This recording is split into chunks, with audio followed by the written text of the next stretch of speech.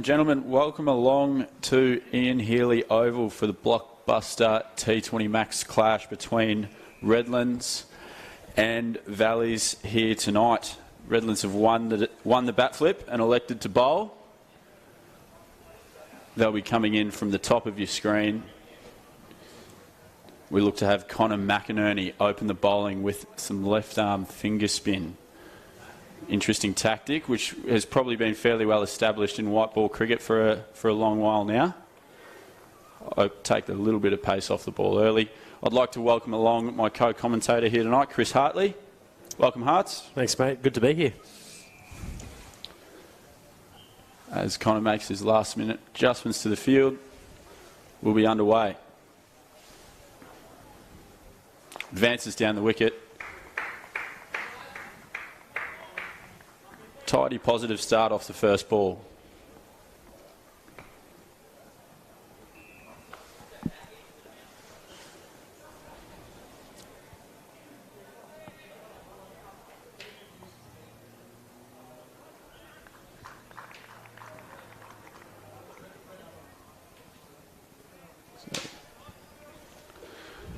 So we've got Ryan Felch here on strike. One of our interstate players here for the T20 Max. Pushes out towards cover. So Mcinerney's been on his length quite well to start here.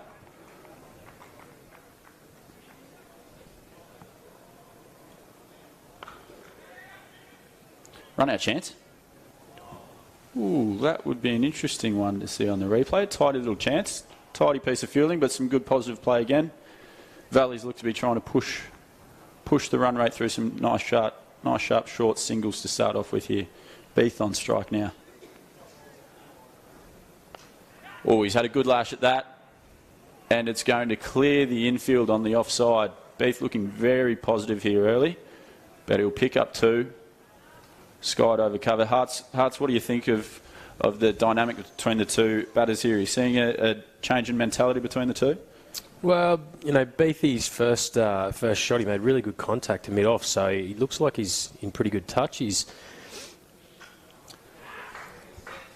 And that's a good call from you, Harts, because he's deposited that into the car park. That's a huge shot.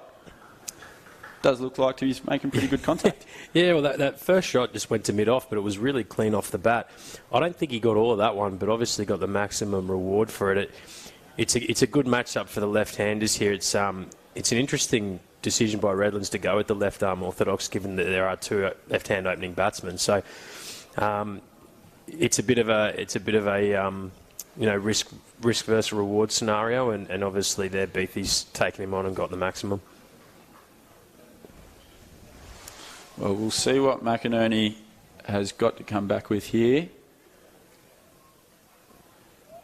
And he's going to push that one down the leg side. Probably just tried to push that one through after Beathy's advanced down the wicket and 3 balls straight. So not a bad ploy. Tosses that one up, Beath down the wicket. And he struck that one fairly cleanly. That has raced dead straight past the umpire, and Beath will pick up 4 runs to close out the over. Yeah, good first over there. You don't want to miss out on opportunities, even though it's the first over of the game, and sometimes you want to have a look at a few balls just to feel your way into the game. T20, obviously the shortest format. You don't have a lot of time. So if you do get a matchup that you think you can take on, you've got to go. And left arm spinner, it's unlikely they're going to get too much turn out of this wicket tonight, I wouldn't have thought. You've got to have a crack, and he did just that, and that's a great start for Valleys. Yeah, you'd have to say advantage Valleys early. The Redlands have probably tried to steal an over there, like many teams are doing these days with a spinner to start. But they'll go to their big gun here, and James Baisley, I believe, will be coming in from the bottom of your screens. Yeah, it's Big Bays. He's been pretty good with the ball so far in the opening rounds of the KFC T20 Max. He's picked up wickets each game. He's a quality player. He really advanced his game last season, which saw him selected at the next level. He did really well, and Redlands will be relying on him pretty heavily tonight in his all-round capacity. Bazley to the wicket, finds the inside half, squeezes it away, does Felch, and he'll pick up a single.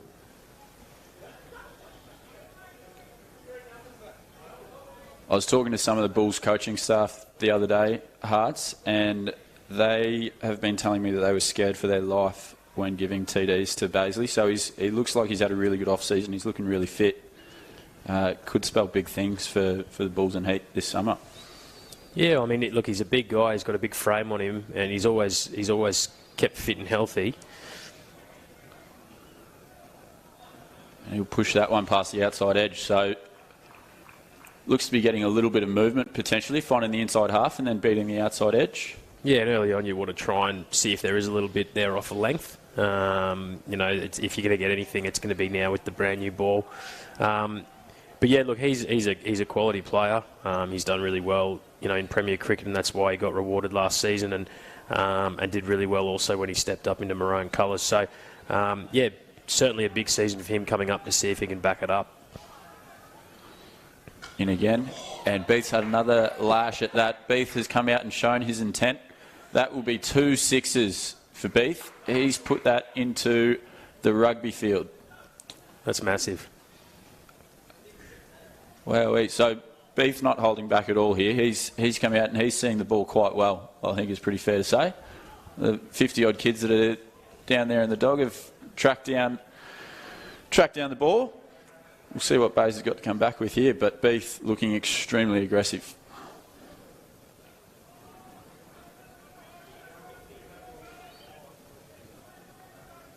Short, and there's a man on the boundary, and he's going to take it. That's a huge follow-up wicket there from Bazley, and he gets his man. Beath was going really hard at those Hearts. Potentially, shot was on. Look, found the man in the deep. It was there. Obviously, he's backing himself. He's seen the ball well. Again, that's just the fine line you walk in T20 cricket. That goes a couple of metres either side of the fieldsman. It's a great shot. In this case, he's obviously picked him out, and you sort of sit there going, "Oh, he's just hit a six. Does he need to go again?" But they're those decisions you've got to make as a batsman in the moment. And he'd struck the ball cleanly, and perhaps it was a tactic of Valley's to try and get out of the blocks really quickly off the back of Beath. But unfortunately for them, probably a little bit more short-lived than they hoped. Yeah, I think you're absolutely right. The old coaching adage of boundary singles probably gone out the window with the modern T20 game, hasn't it? You've just got to try and take advantage of every ball. Yeah, not necessarily in the sense that you can't do that. I mean, you just want the scoreboard moving constantly, but it's those key moments where you can get back-to-back boundaries and turn an over of 6, 7, 8 runs into 10, 11, 12 or even more, and obviously that's what can then contribute to a big total. But it was pretty good to see there that Bays has just been hit for 6, but maintained the courage and put the ball on a good length again. Beath trying to play this sort of pick-up pull shot, but holding out.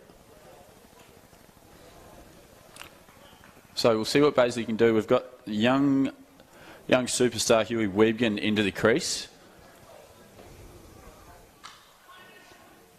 Now, there's some big raps on young Hugh, isn't there? And it's probably well-deserved. And you see the young man coming in at 3 in the T20 Max, and he's had a couple of big games so far. Yeah, it's a good opportunity for him tonight as well. And with that wicket, he gets plenty of time in the middle now to try and put an innings of substance together. He's batted a little bit lower in a couple of their first games this season, sort of in the middle order and finishing off an innings, but he's got a chance to really go for it from the top tonight. Basin again. And soft hands will get Wiebgen a single there.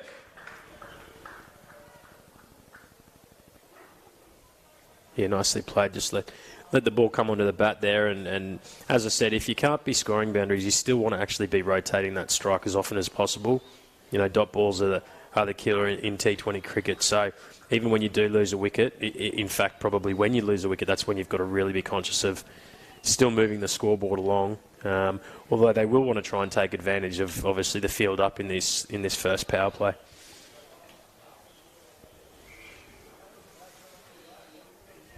And we'll have pace from both ends here in the third over for Redlands. Can we get an angle? That'll be Mitchell Owen, the Tasmanian Hurricanes fast bowler here. So Mitchell Owen will be rolling in with his right armers. He'll come in at Huey Wiebken again. It's a good hard length and a tidy single to short third man. And Wiebken, as you spoke about, Hearts, he's just using those soft hands and finding those singles and turning the strike over. Yeah, well, in T20 cricket, the bowlers can still bowl a good ball, and particularly there, on a good hard length, and asking the batsman to try and hit the ball on the up. While you're getting yourself set, getting accustomed to the pitch and the night conditions, sometimes it's best just to run the ball and get some soft hands going. But as I said, they'll still want to try and take advantage of the field up with some more powerful shots at some stage. Owen with a slower ball there, but it's drifted down to the leg side. Be interesting to see now, Hearts, how Ryan Felch plays this. He looks like he was quite happy to push singles and get Beathy on strike early. Wondering if Valley's here are expecting their interstate player to push the rate. It's bringing mid on up. So almost tempting to try and get him to strike back down the ground if it's full. That one again, a hard length, which just allowed him to sort of run the ball down into the third man region. But so it's been a classy over so far by Mitchell Owen. He's certainly bowled to his field. You identified mid-on came up there, and he has hit his nice hard length again. So if Valleys want a boundary ball this over, they are going to have to invent something off Owen, aren't they?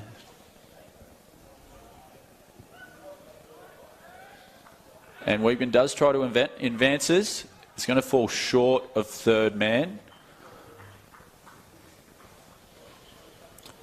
He's just hurried himself a little bit there, I think. Wiebken, it got onto him a little bit quick, but he's managed to squeeze it over the top and he'll pick up a single. Yeah, a little bit of, just from side on, it might be different out in the middle, certainly from when I used to stand behind with the gloves, but it looks like a couple of those deliveries have come through at different pace. More so what I'm getting at is it looks like when Owen gets it right, he's actually got a bit of pace behind him. I'm not sure it's clicked each time, but that last ball... he seemed to get that one through a pretty good clip then. That's difficult thing for the bowlers, and they've just got to be able to turn it on as soon as they come on. They might not even get more than 2 overs in a row at a time, so you've got to be able to hit your straps straight away. Yeah, exactly as you say there, Hearts. It's not uncommon for a bowler in T20 now to bowl 4 one-over spells, is it? So they do have to be on from ball 1.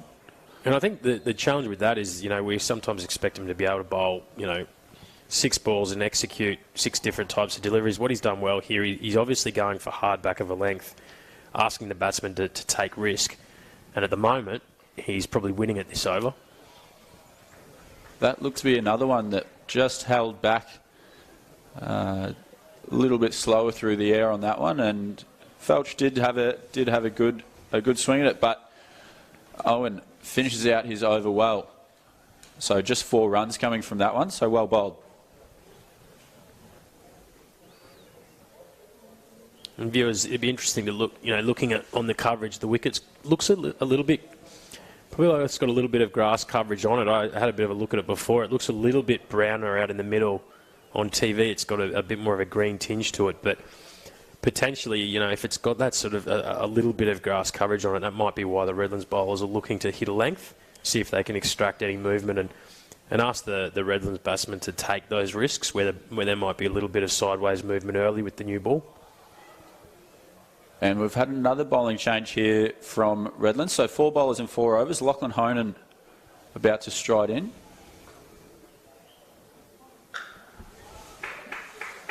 And Honan's going to bowl some right arm mediums. That's short of length, pulled out to deep square. And just a single. So from the viewer's point of view here, the short boundary is going to be to their to their left with a nice long boundary being out to the right. So that short of a length at the body there from Honan is a good single option for him. And he's going to be full and get into the body of Felch on that one.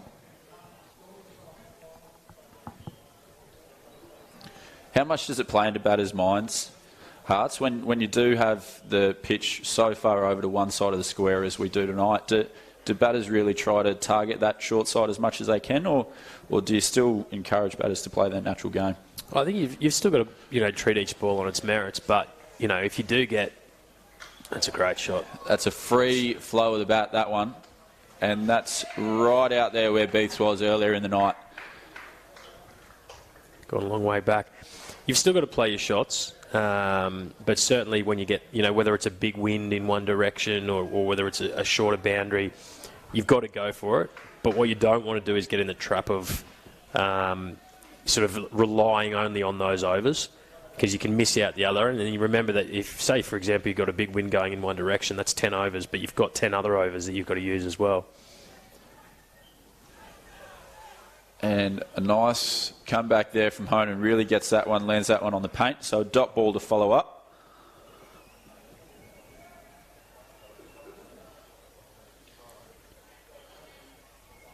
So I'd say Felch has probably signalled his intent here. He's faced 10 balls now, 9-10 balls. And he looks to be trying to get on with it. Honan a target at the moment. And that's a step hit shot there from Felch, wide outside the off stump, and he's put that just wide of mid-off. That got to the boundary in a hurry. It did. There was just enough width there for him to free the arms, and he didn't get the foot right to the pitch of the ball, but you don't necessarily need to, and certainly left-handers have a tendency just to use the hands through it, and he's absolutely crunched that through cover, wide mid-off. Honan, and again, full. And again. And that's similar, but he's put that one on the other side of cover. And that was a bit wider. A little bit wider. Hopped into it, didn't he? Yeah, that's well played from Felch there, and the cover fielder has just had to watch two go either side of him there. So a big over there from Felch. He certainly signalled his intent now, and looks to be well on his way and into his innings. And we'll see what Redlands come back with here. It looks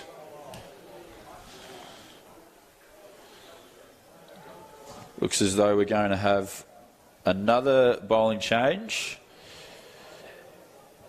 Heat superstar Sammy Hazlitt.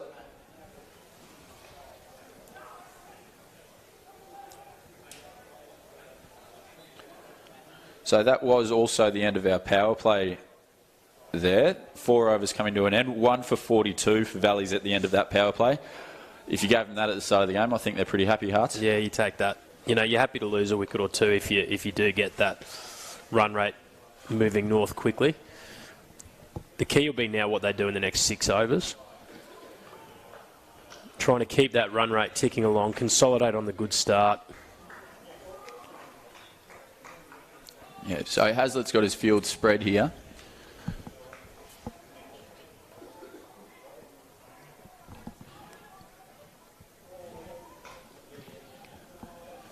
He looks to have men covering his spots in all the hot spots in front of the wicket. 2 out on the offside.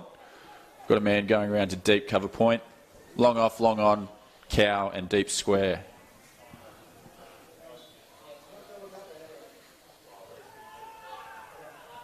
And he's going to want to get his areas right here, because this is a matchup. You've got left arm orthodox, probably not getting a lot of turn, I would have thought. And it's a comfortable swing for a left-hander, so he's got his fielders in the right spots, though. He's advanced. He's hit that one extremely straight. That's hit smack in the middle of the sight screen. That's as classy a shot as you'll find from Felch. Really well played. He tried the reverse lap. The first one we've seen tonight, 1 ball earlier. There is a sizable gap there in behind backward point. And as we say that, Hazlitt's going to make a field change. Perhaps suggests he's going to try and bowl a little bit wider. This next one's gone straight up. He's tried to go twice again. Liam Smith under that one has unfortunately put that one down. Was up there for a long time. He obviously didn't get the distance on it that he wanted, but he got enough of it and it went very high. It's going to take some catching, which, you know, if anyone who's played under lights, it's not easy against the black backdrop. But a bad miss for Redlands, because it's sort of what we say, trying to stop that run rate from being maintained up around that 10 is the best way to do it, is to take wickets, and that was you'd expect guys at Premier Cricket to be taking that. And he's offered up another chance here, right on the boundary at long off, and he's going to take it. So, Felch unable to capitalise on one opportunity. He's going to put it straight down the throat of long off. Safe hands on that occasion from... That might have been Lachlan Honan down there in the deep. So one ball... one or two balls earlier, Liam Smith has put one down. I think he was an unfortunate highlight off Marnus's bowling the other night, knocking a ball for 6. I dare say Sammy Hazlett's going to be a little bit less vocal than Marnus about a drop catch off his bowling. Yeah, Sammy doesn't say a lot out on the field, but he also doesn't bowl a lot of overs, so... Maybe just a quiet word at training. But a good comeback, because, that over, if he gets away with that over goes for 10s, 10 plus. What he has done is he's got another new batsman to the crease.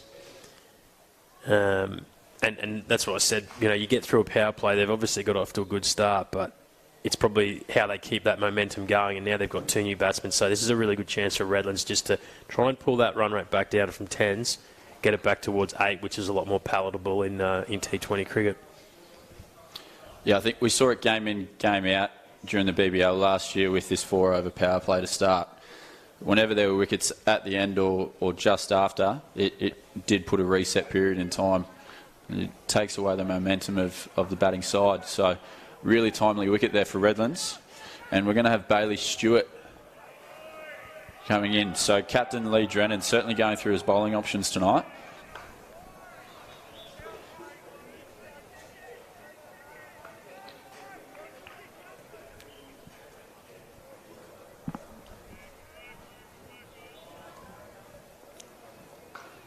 He's going to run in from the bottom of your screen here and just pops that one back of a length. And Weebkin's going to push that out to deep point. So Weebkin's still happy to push the singles here and starting a new partnership with Jack Wildermuth out in the middle now. Wildermuth, once he gets into his innings, certainly very capable of going big. Oh, absolutely. I think, if these two can bat a good chunk of the remaining overs, you've still got, the evergreen Andrew Godey who can whack the ball as well. They've still got some hitters there. But if these guys can keep that scoreboard moving and do the bulk of the scoring, they're going to set themselves up. Stewart in again and puts that on a good length, finds a dot to Wildermuth.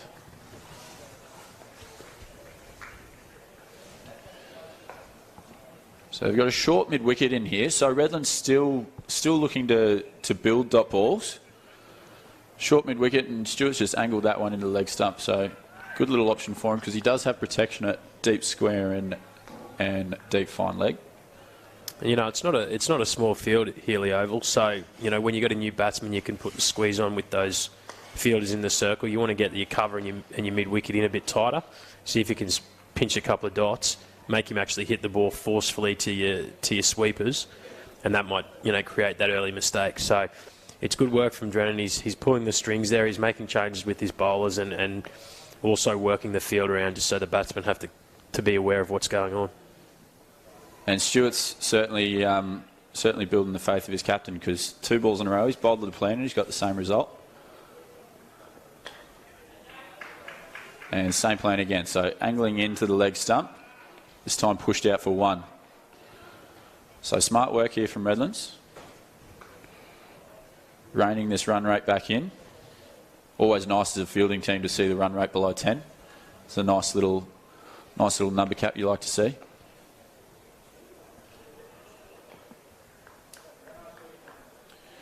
And Stewart will look to close out this over with 2 deliveries remaining. Shorter. And he's got that through. That looked to surprise Webergen a little bit. He seemed to pull out of a shot.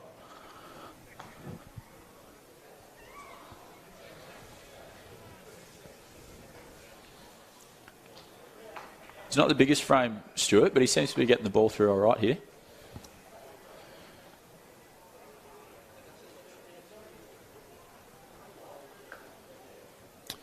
And field change could suggest a change of plan here. Mid-off is going back in the deep. We're going to have fine leg come up.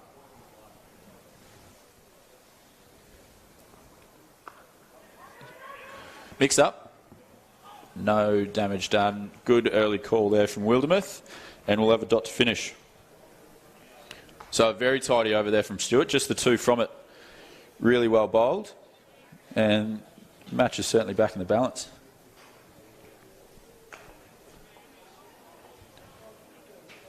Yeah, it's good over that.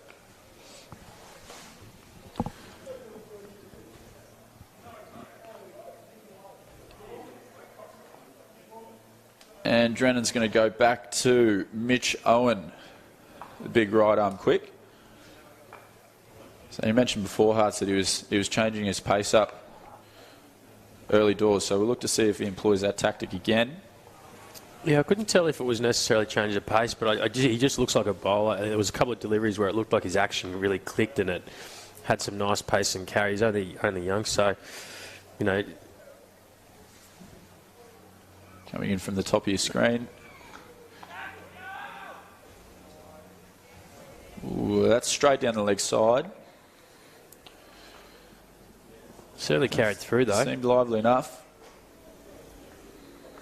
Only fractionally down the leg side. That is the type of delivery where a batsman can be on the wrong side of it and just get strangled off the glove there, can't they? Yeah, also, Wildermuth likes to play the horizontal bat shots, but early on you might be just trying to work into the innings. You might not be wanting to necessarily play it when it's up around the grill. So always worth having a bit of a look, I reckon, particularly if batsmen are comfortable playing it, because then it comes down to making a decision as to whether they do want to play it or not.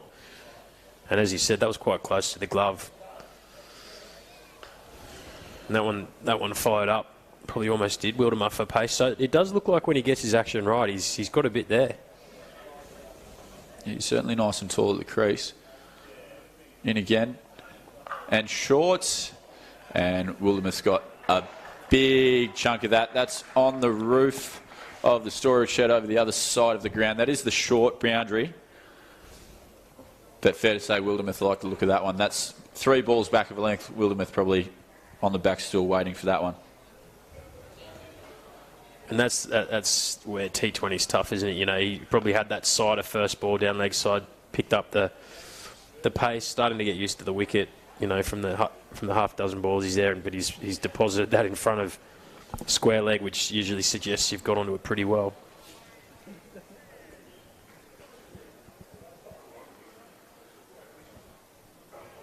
Owen in for a comeback ball. And that seemed to be another one that was just a fraction slower, but he's nice and wide and probably tailed back in a fraction there as well. So not a bad comeback option. Certainly steering clear of that short boundary to Wildermuth's leg side here. We're going to see fine leg come up and long off is going to go back. Short ball plan potentially out of play here. Could be a double bluff.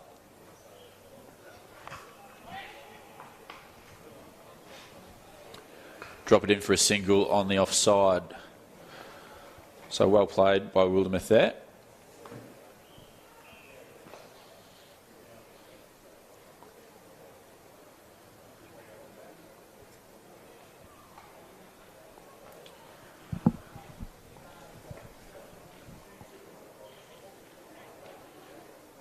Yeah, so obviously some big raps on Mitchell Owen as a state contracted and BBL contracted player down in Tasmania. Looks to have some good raw ability, Hearts, but great to see him up playing in the T20 Max and getting some cricket in early in the season. Yeah, well, the interstate players, it was sort of, I guess the question is, do our local players miss out if you bring some of them in? But I think they've all, well, certainly in the first round, that I think the standard's been really, really good. those players contribute. They bring experience, and I was talking to a couple of players from different clubs, and they bring different viewpoints, different conversations into dressing rooms as well. So plenty of positives about having them involved in the games. And we'll see two singles to finish out the over there for both Weebgan and Wildermuth. Wildermuth pushes that one out, or chops that one out into the offside, and he'll retain strike.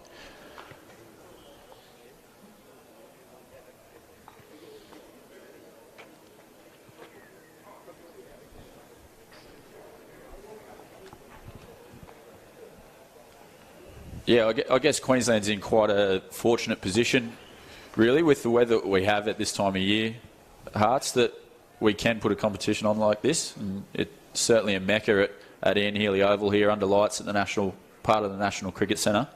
Great facilities for interstate players who are looking either to get a good start on their season for their contracted season, or perhaps put their foot forward and have BBL teams have a look at them. Yeah, definitely. But great just for our local players as well, the Premier Cricket players. One of my friends that down to third man. It's long been known that Queensland's a great spot. The interstate. That's why a lot of them try and get some sort of pre-season tour up here, just because the weather allows us to get outside earlier. And but you talk about the complex here. Awesome for players to get the opportunity to play under lights. It's something I know. Going back a decade or two, it was very rare for players even just to do that. You might train at night time, but the opportunity to play high-level Premier Cricket under lights regularly,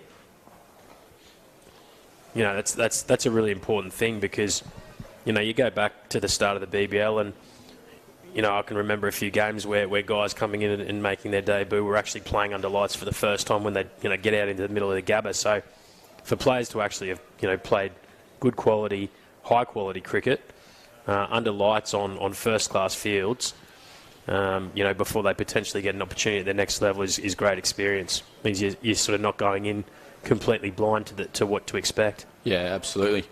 We see here Bailey Stewart's been rewarded for his 2-run over with the first 2-over spell of the match so far. He's just holding his length really well at the moment. He's still sort of looking to hit round about the top of off stump, make the batsman play a shot with some risk attached to it. This is probably the test for young Hugh Weebgan as a young player. He's attacked his first ball, 2 dot balls in a row. See what he does here.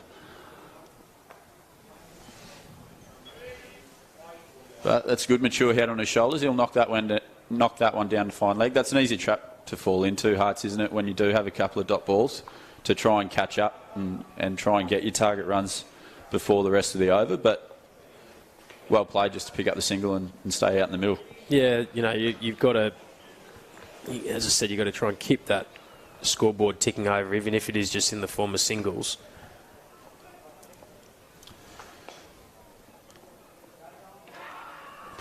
Unlucky there. It's a big shout. He's stayed in the good area. He's got a genuine edge, and it's gone through the cordon. Is it an edge or a leg bias? There was no leg bias. No leg bias signalled. I thought it was runs myself. I think the umpires called that run. So Drennan there at keeper appealing. Look at the replay here. Again, just hitting good length. Angled in. Squares him up. Oh, look, whether it's off bat or pad, it's 4 runs. Bit stiff because he's bowling a good over there and didn't get rewarded with the boundary, but see if he can close out, and he does. He can, well bowled. So Stewart, the pick of the bowlers so far, asking some real questions there. Massive chance on offer there. Very, very, very tight, but he'll close out. And just the 6 runs coming from that one. So that has looked to be a really positive plan from Stewart there. Not only cutting down the runs, but as so often is the case when you're bowling tightly, the wicket opportunities do come. But angling those balls into leg stump towards the big boundary, asking the batters to go big on the long side.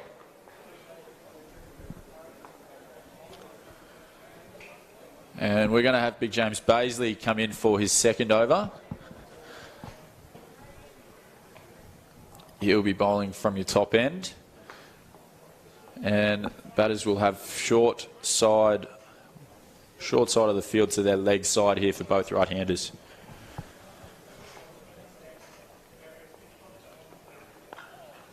And a good hard length. And a clean pickup might have been a chance there. Weebkin slipped over. But a tiny little knock on there by Redlands out at mid-wicket. And Weebkin managed to dive back into his crease. But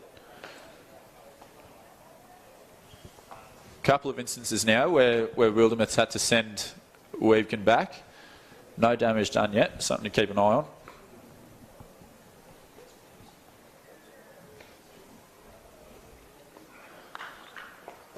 Another hard length, but he's jumped all over that. Stood nice and tall.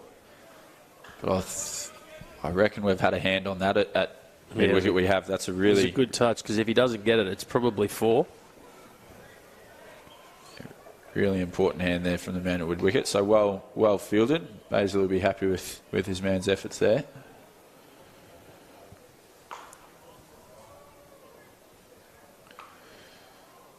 And Basil will be bowling to his teammate here. Hits a hard length again, and Wildermuth goes back and defends.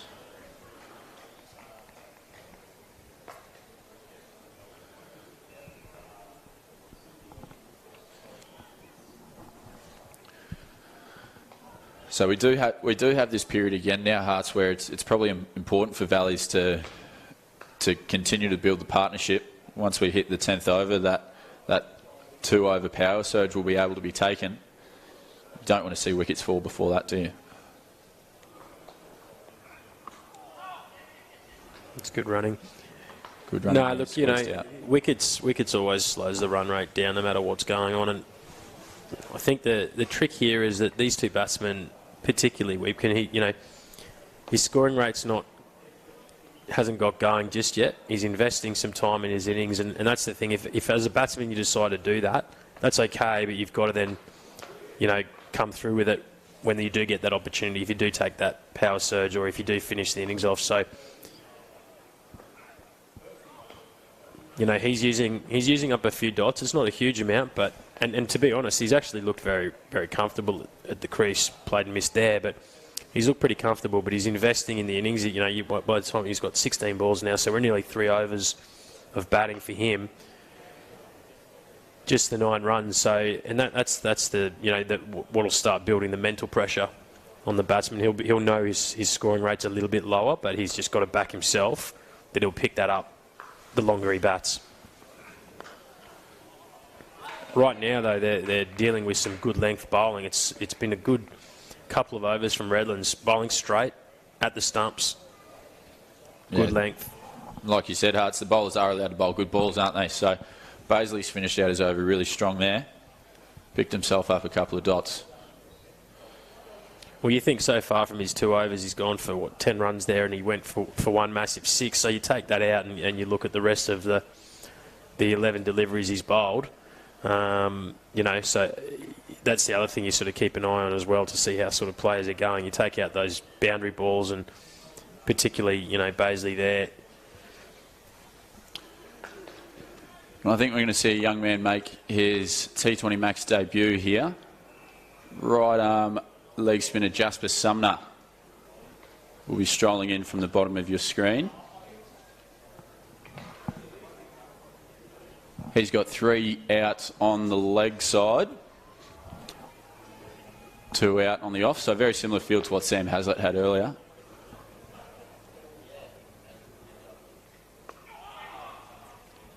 And hits a good length early.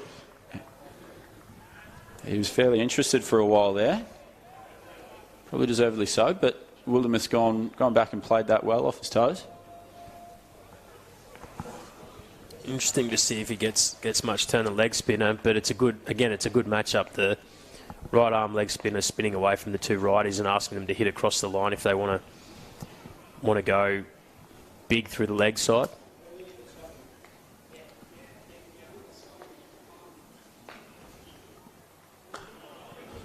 Onto the back foot and pushed out through mid-wicket. A huge amount of turn there. young Jasper Sumner plies his trade through the day as an employee at Queensland Cricket. I think he's probably the first one to tell you around the office that he's not the biggest turner of the ball. But I think he's in Bennett King's ears most days telling him that contracted players don't actually need to. Not sure if BK's believed him yet.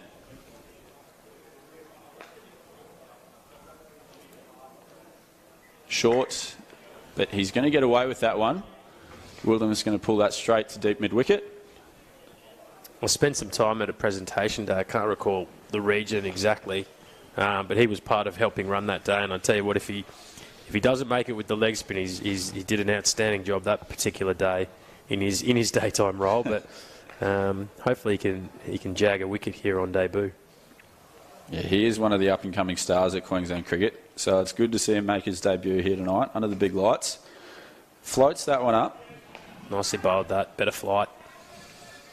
Got it above the batsman's eye line. Just. But we're going to have a wayward throw go for OTs there, so an extra run against his name.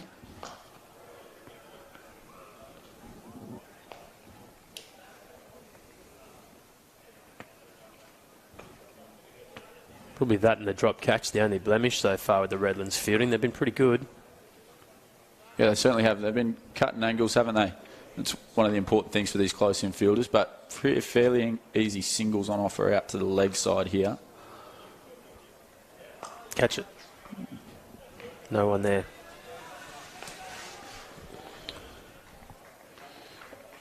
And like you say, Redlands move well to the ball there to keep that to 1.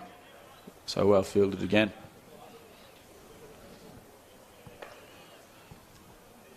You get an idea of how big this boundary is.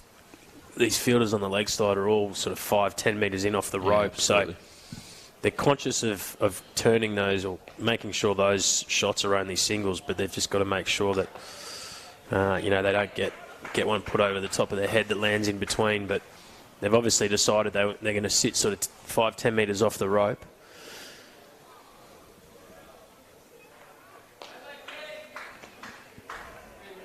Is there any element of that of inviting the batters to try and go over their heads? Yeah, possibly. Yeah, I mean, that's the sort of the tension that you sort of do. It's a bit like bringing your mid on or mid off up. At the start of an over and asking a batsman to take it on. I think batsmen are a lot more comfortable taking those early risks these days, or seeing a fielder who's 5 or 10 off the rope and still backing themselves to hit it over their head, but. They're the little small plays you can do within the field that can sometimes be the difference between a wicket or not. And as we know, wickets will slow the rate down. It's still, the games, they're ticking along. They're just under 8s now. So Redlands have definitely pulled it back after that fast start. I mentioned these two are investing in their innings. They're going to want to make sure they, come up with an innings of substance here. Yeah. That's right. If you're investing in it, you want to make sure you cash in, don't you? Stewart's going to wheel around to the top end. And he's going to be deposited first ball straight over the fence. I was just about to say, Hearts, that his strategy in his first spell was bowling into the leg stump towards the long boundary. He's probably tried to keep on board with that strategy. The only problem is he's bowling towards the short boundary now. So Weepkins picked that one up and plopped him into a pretty popular spot out there tonight. Yeah, it's a good shot, isn't it? Sort of got himself in position. Not a lot of footwork, but... and this next one's straight up. It's going to take some catching. That's a very, very high ball. Still up there. Great catch. But a great catch. Great catch. Would have had a bit of spin on it too. And I think it's Baisley. That's Baisley under that one. So the big buckets of... Good experience and massive hands. Big hands always help under those ones, don't they? Yeah. And look, I mentioned before about, players playing under lights for the first time and things like that. So obviously Baisley's got some experience doing that. And it's not to be underestimated. It's a bit like the old, catching a high ball when there's no clouds. You don't get that perception that the dark sky can be hard to judge the depth, and particularly when you get one that goes sort of straight up and down like that one. you don't have a lot to work with in terms of judging it as it's coming down towards you. And Baisley got himself set, kept his head really still, hands up high, and allowed himself the time to track it in and catch it, and then go with it as he went to ground. But one of the other keys there, Hearts, is nice high hands, isn't it, for all the kids out there watching at home? He kept his hands above his eye line. Yeah, it just means that you've got more time to give with it. But also, if you do happen to not get it clean in the hands, you might just give yourself a bit of extra time to juggle it or fumble it as you go to the ground. So, really good technique, as you'd expect from a player of his standard. But again, a really timely wicket as both batsmen just started to look like they were getting used to the wicket. They lose a wicket, so that run rate. The 6 got it back above 8, but again, you've got a new batsman coming in, albeit Andrew Godey, who, as we know, can certainly get the strike rate and the scoring rate going north very quickly the way he plays. Absolutely. So Weebkin ends up getting dismissed for 20. Godey strides to the crease here and is going to push one out first ball for a single. But yeah, we did have that wicket right around that 10 over mark as the power surge was able to be taken. So that any idea of taking it earlier has probably been pushed back a little bit here. But if Valley's wanted any two batters at the crease for the power surge, it'd be these two, wouldn't it? Yeah, I think so. And look, I think it's probably up to they'll have to make the call, and you've got experienced guys in the middle making that call. Sometimes you can use a surge to actually get your innings going by bringing fielders up, and you can play some shots, or perhaps they might want to give Godey some time to get himself set, get used to the conditions before they actually pull the trigger on it. So I'd say probably the latter. Given that they're still ticking along at 8s, Wood must have been out there a long enough time now to probably keep that moving as Godey gets his eye in. So I'd say they'll probably hang on to it a little bit longer. And really try and build that momentum in towards the last 5 or 6 overs of the innings. Yeah, Stewart in again. That one straight and pushed comfortably down the ground to long on. Another single. So Stewart doing well to avoid any more maximums to that short boundary, but the addition of the wicket certainly helps. But just varying his length there, isn't he? Pretty hard to get under that one for Wildermuth. Nice and full. No, he's been pretty impressive. Apart from that one pick-up pull shot for 6, Stewart's been really good. And that one's back of a length. And almost a mix-up there, but safely home. Dot ball. Nice piece of fielding there from Dylan Kritzinger at backward point. And that'll be the end of Stewart's over. So, continues to have some rather impressive figures here of 1 for 16 off his 3. You mentioned the quality of the the facility that the players are getting to enjoy. I was also just thinking on the way in as I saw a whole bunch of kids from Valleys and Redlands as well. Young junior players coming out to watch. How good is it to have cricket like this on a Thursday night or on a Friday night, or after school getting to come and watch this type of cricket, learn from the best players in Premier grade cricket.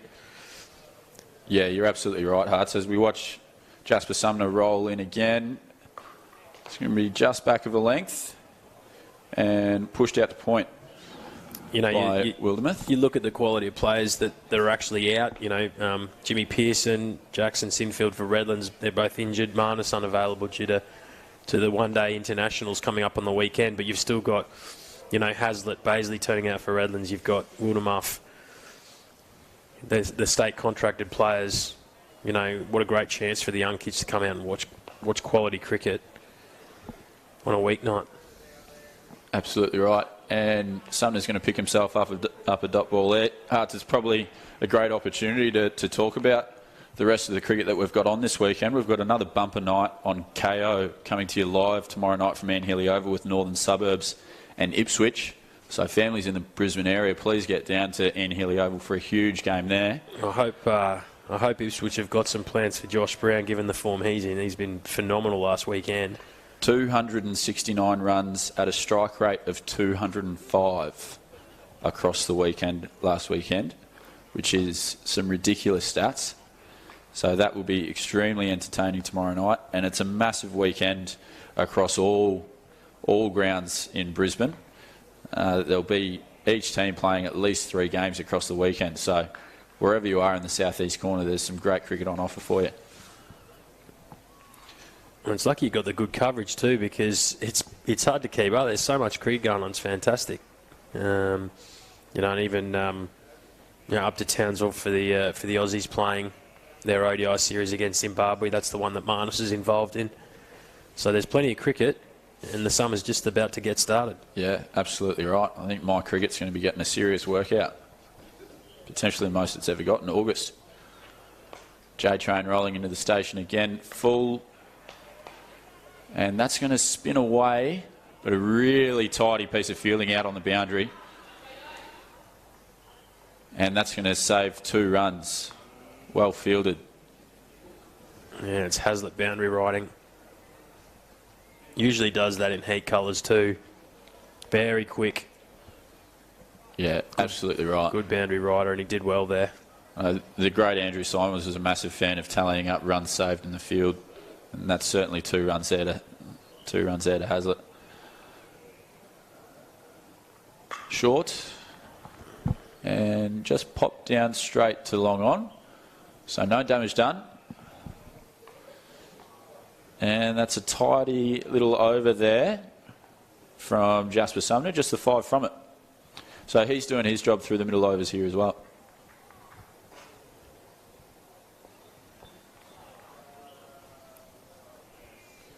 Valley's in their last game against Wests came unstuck against a bit of spin. Wests, knocked them over pretty cheaply in the end and utilised the slower bowls really, really well. So I wonder if that's something that Redlands had a look at and brought into the game and decided they wanted to utilise a bit of spin. Yeah, certainly hasn't more of a role to play. Yeah, certainly hasn't cost them yet, and it's helped along with obviously Stewart's spell. Baisley's been good. Yeah, absolutely, and we're going to see Lachlan Honan wheel around.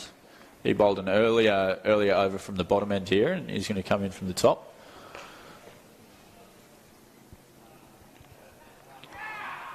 And he's going to get a wicket first ball. So really, really timely wicket there. That is the massive scalp of Jack Wildermuth. And it's just been steady wickets here for Redlands against Valleys. That one could be really key, you think? Well, it was a... You can see Wildermuth very frustrated. It was pretty full and wide. There wasn't a lot to it. He maybe tried to overhit it, possibly. All he did was manage to get an edge through to Drennan. Look at this. It's not really much to that delivery. Probably one he's sort of expecting just to smack out to an outfielder to the boundary riders and pick up a single, keep the scoreboard moving. But it's cost him his wicket, and again brings a new batsman in while the other batsman's not set just yet. So if I'm in the Redlands huddle there, I'm really talking about probably these next 2 overs, this one and the next couple, really trying to hustle through, speed up the game while you've got 2 new batsmen in, get through as many of in the next couple of overs as you can. And you might just pinch, if let's say you're talking about 12, 15 balls, you might pinch, 8 to 10 dot balls in that with 2 new batsmen. Yeah, we're going to see Valley's captain Josh Neal stride to the crease here, so a really important time for him. It's always a really important role, this 6 in a T20. Coming in with 8 overs to go doesn't afford you much time to invest in your innings, doesn't it? So challenging time here for Neal, but the captain's going to have to be up to it. And look, he's been pretty good last weekend doing this exact thing. He's got a couple of reasonable scores. He got a 40-odd, a 20-odd, and a pretty good strike rate. So he's comfortable in this type of scenario. He probably would like a few more runs on the board before he's doing it. This is where he's got to speak with Goad. We know Goad can go later on and find boundaries. So at least they've got 2 experienced batsmen in, but they'll have to do the bulk of the scoring for the rest of this innings. Absolutely right. And Honan's going to pick up a dot ball there. Just keeping that tight on leg stump. Yeah, and you see, you cover mid-wicket. They've come in a little bit closer. The man just there at sort of backward point. So really trying to hustle in, get on those quick singles. He's pushed that one through. That's some strong carry there from Honan. Just beat the outside edge. Pitch like this probably gives a little bit of assistance to someone who just holds the pace back a little bit more than your usual express quick. Just a little bit of nibble either way here for Honan at the moment. And that one's going to be squeezed out by Neil. Just pick up the one.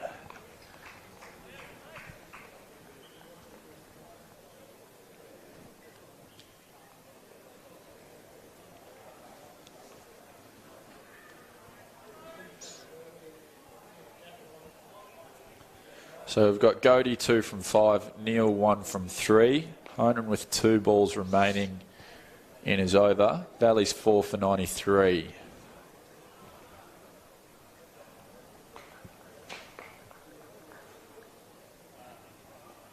A little bit of time here as we get the field settings right.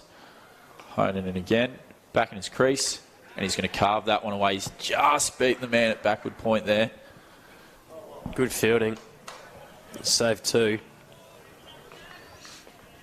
Not sure if Godey got all of it, but enough to get it out there, and that's your man there doing the fielding.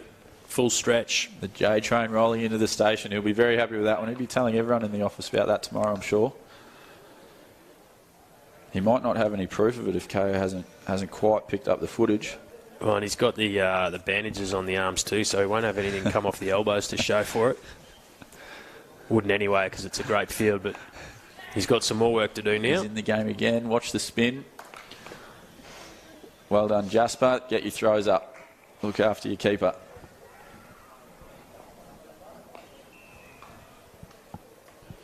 Lee Jonah with a tidy little pick up off his toes there. So Vikings Hornets tomorrow night. That'll be a good Friday night action. Good weather at the moment for cricket. Not too hot. Probably a little bit cool, if anything.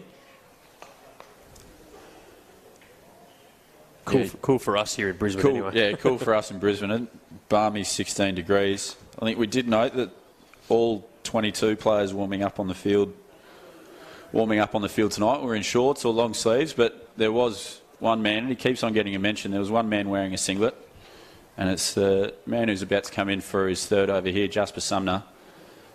He's got to be said that he's enjoyed the pre-season work. Happy to get the arms out on a Thursday night. Tidy work there from Lee Drennan down the leg side, but that's going to be a wide. Yeah, really nice work. Head across over the ball. Moved late but fast. Good soft hands. That's the art of keeping, isn't it, Hart? That's exactly what you like to see. And just whip the bails. No need to tear the stumps out. It's close. Big shout, but turned down. Let's have a look at this on the replay. I have to think there was some wood involved in that one. Definitely worth a shout though, and even if let's say it's 50-50, it doesn't really matter, but it's all part of that building the pressure on the batsman, making them feel like they're going nowhere. Where's their next run coming from? But, and you sort of now think, okay, when was the last boundary? So it's building that scoreboard pressure. Run rate's getting closer to 7 now than it was back at 8. So yeah, absolutely right. Redlands continuing to just keep squeezing slowly here. And Valley's still having to create the pace off the spin in the middle overs here. So challenge is on. Geez, that LB did look very close on the replay there. Confident call by the umpire.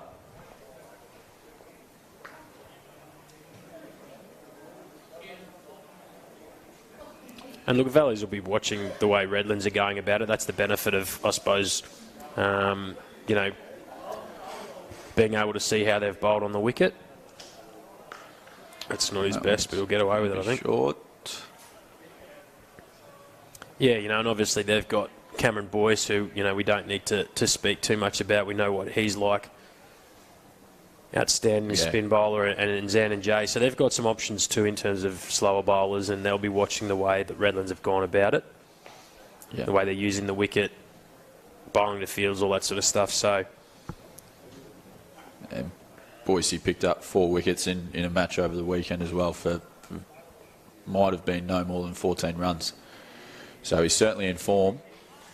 Yeah, well, I think it was their first game against the Gold Coast, who looked to be cruising. Max Bryant came out blistering. I think he scored 70 odd at a better clip than 200+ strike rate, and the game looked to be, all going in one direction. And then Boise, took his 4 and nearly stole it. So, his record speaks for itself, and they'll be relying heavily on him tonight. But just be interesting if they're taking notes of the way the Redlands spinners have operated. Yeah, absolutely.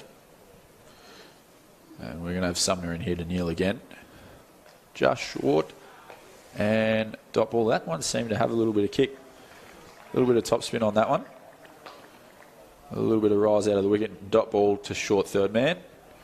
And Sumner will look to close out his over here. None for 17 off 2.5 so far.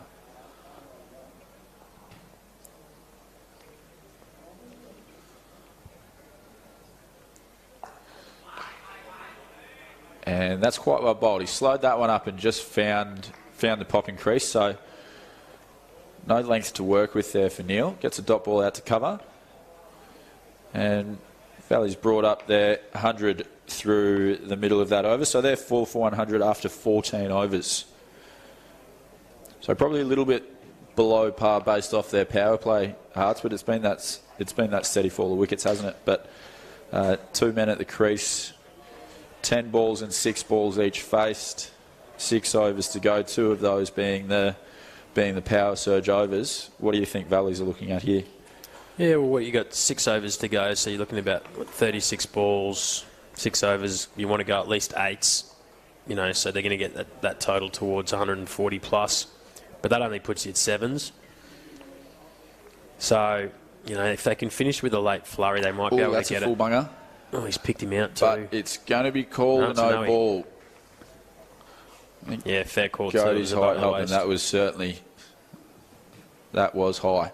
So this could be a little bit of a momentum swing. This is the kind of ball that really gives Jody a chance to free his arms and that's it. Yeah, get yourself. You might just open yourself up, free yourself up for the rest of your innings. I'm just looking at the replay. I don't know whether he's more surprised about the waist high Noe or the fact he didn't put it over mid-wicket for 6. And free hit ball coming in now. It's on a length and it's holes everywhere. Take the bye. So that is an eventful couple of balls here at Ian Healy Oval. Those stumps are going to need to be put back together. Cody potentially just lost a little bit of shape on that one. It's going a long way if he got it. Yeah, I feel a bit stiff for Dreno there. That's a tough buy. I'd be spewing if that happened. Yeah, keepers cartel looking after each other there. That's a pretty rude stat to be punished for there.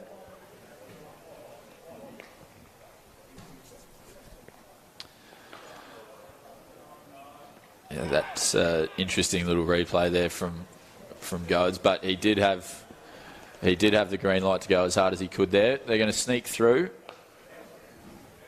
See if we can talk to a couple of Redlands batsmen in the break, just to see if perhaps, as it's not like the ball gets that old in 20 overs, but just I wonder whether scoring might have been a little bit easier with the new ball maybe coming on a little bit more, and whether it's just slowing up a little bit and making shots, or is it just a case of wickets at regular intervals is just slowing the rate. But it'd be interesting to get some feedback from the players on the field, because it could determine how Redlands go about it. They might come out really firing a bit the way Valleys did, try and get ahead of that rate early in that first 4 overs. I'm sure Sammy Hazel will be at the top and he plays his shots anyway. But yeah, that's a really interesting call, Hearts. We haven't quite seen anyone be as free-flowing, but as we say that, Neil's going to skip down the wicket and play a really elegant shot at the top of the bounce. Mike Hussey-ish.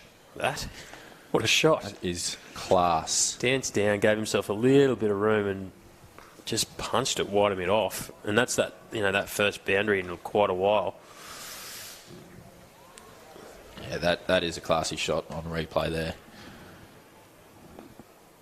That's just forecasting the length that Honan's going to bowl there, isn't it? And almost picking out the shot that he wanted to play. And he's going to get a smart single with soft hands into the offside there. So really well played there by Neil, getting into his innings.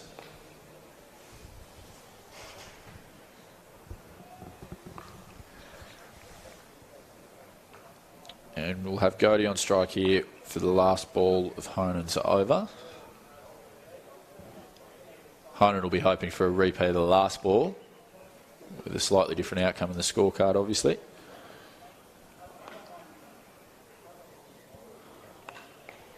And that's going to be squeezed down for a single down to deep third man.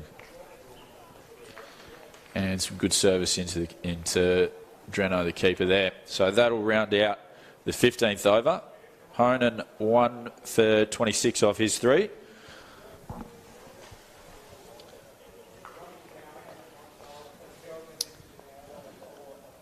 I mentioned Cameron Boyce, who recently signed on with the Strikers in the BBL. Some news, obviously, today. Some big news for the Strikers this year, isn't there? With former Brisbane Heat captain Chris Lynn announcing he's signed on with the Strikers as well. So a couple of Queensland boys heading down south come BBL time. But certainly big news for the competition. Yeah, absolutely.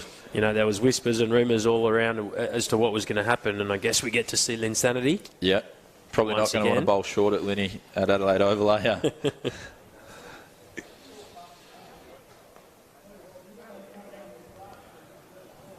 But we're going to have Mitch Owen wheel around from the bottom end. His first over from this end for the night. His 2 previous ones coming from the southern end. And he's into Godey, back of a length. And that looked to have a good bit of zip. Godey jumping back in his crease, dot ball. He followed him well there. Godey give himself plenty of room, and he likes to play that way. He sort of sits leg side of the ball, which allows him, he's not a tall man, but it allows him to free his hands. He's very strong through the cover and point region, and can also sort of pick it up over the leg side. So if you're going to go in at the body there, you've got to get it right up into his armpit, which he did. Well bowled Owen in again. Short and swatted, but it's straight out to the man at deep mid wicket. We're going to have another single there. A bit of vibration through the fingers there. It's come straight off the toe. He'll have a look at that. But definitely some intent now. I mean, he does play his shots, but he's certainly looking to be a bit more forceful here, and they probably need to. Now looking at where they're at, 4 and a bit overs to go. They do have the surge, obviously. Yeah, you get the feeling, Arts, that this could be the over they look to pick up a little bit of momentum and potentially take the surge next over.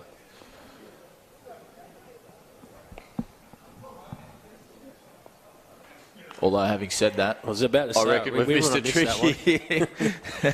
And he's going to get Neil's going to get a boundary over backward point. Ladies and gentlemen, I think they've already taken the surge. Yeah, without a confirmation coming, I'm going to back it with this field that they've taken the surge. Would be very courageous captaincy to have this many up. So, yeah, so that's obviously why they've got that intent. They've really got to take advantage now of these 2 overs. Neil doing it on that occasion, able to free the arms and lasso it over backward point for 4. And with his field, he's got his deep backward point and deep square leg. It's going to be the short ball that he has to rely on here, isn't it?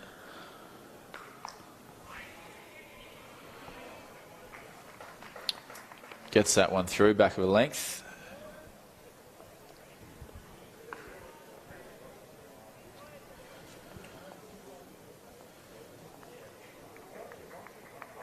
And for Godey, we're going to see deep mid-wicket out again. Backward deep point is going to stay. Square leg and fine leg up in the circle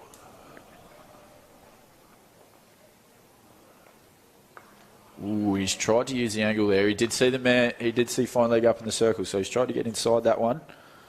Tried to get a long way inside that one. Only need to get a little bit of bat there.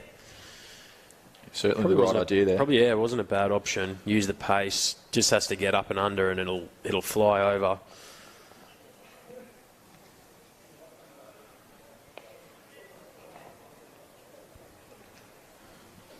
And Owen, again, had a couple of important dot balls so far this over. And that's sliced out. There's a man out there, but that's 6. Short side of the boundary. That's what Goaty was looking for. That's carved. He's very good at that shot. He does, yeah. He carves the exact right word. He's very strong through that region. Backs himself to get it there. He's powerful. And that's a good finish to the over for Valleys. They probably missed a couple there with a couple of dots, but caught up with it from the 4 from Neil and then the 6 from Goad. So yeah, really important boundary in the context of their innings there, isn't it? So we're going to have Baisley bowling the second over of the power surge. So the 2 frontline quicks getting the call up for the power surge for Redlands here. what it also does, though, that over is, you've got 4 overs left now. If they can go, let's say, 10s, that's another 40 runs. That puts them to 160, and all of a sudden that run rate that Redlands are chasing is now at 8 rather than 7. So just shows the value of a good couple of overs, a good couple of big overs in terms of run scoring, that what it can do for your overall innings.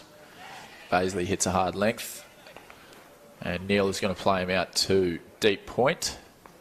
Just the one.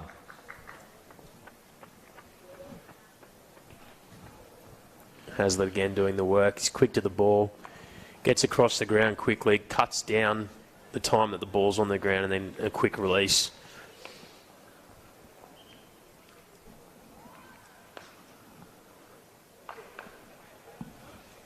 So we've got Goaty holding the game up a little here, just making sure he knows where all the fielders are.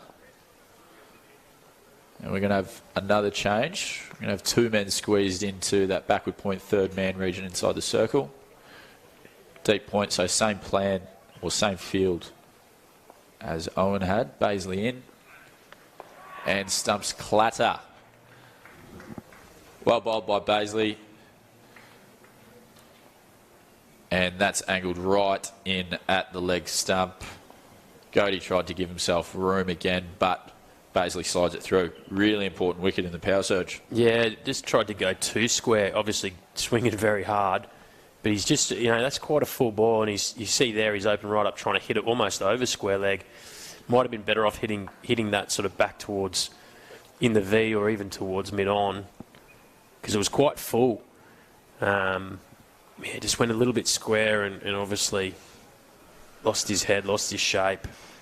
Big wicket for Redlands, and again, just every time a Valley's batsman looks to start getting a bit of impetus in their innings, wicket falls and it potentially slows up. So, yeah, big wicket at key times, theme of the innings so far. Dylan McLaughlin, the Valley's wicketkeeper, is going to stride out to the middle. And he's strolling out to a James Baisley purple patch. 2 for 11 off 2.2. That's why he's the standard of player he is. So he looks to be putting on a really, really important bowling performance here for Redlands. It's fair to say all the Redlands bowlers have certainly played a role tonight, but Baisley certainly shown up in the scorecard. yeah, he's taken wickets each game. He's the type of guy who finds a way to contribute. Obviously, a genuine all-rounder. You might see some of his big hitting later as well. Absolutely. Looking forward to that. And that's going to be a dot ball first up for McLaughlin. Pushed out to cover. No run.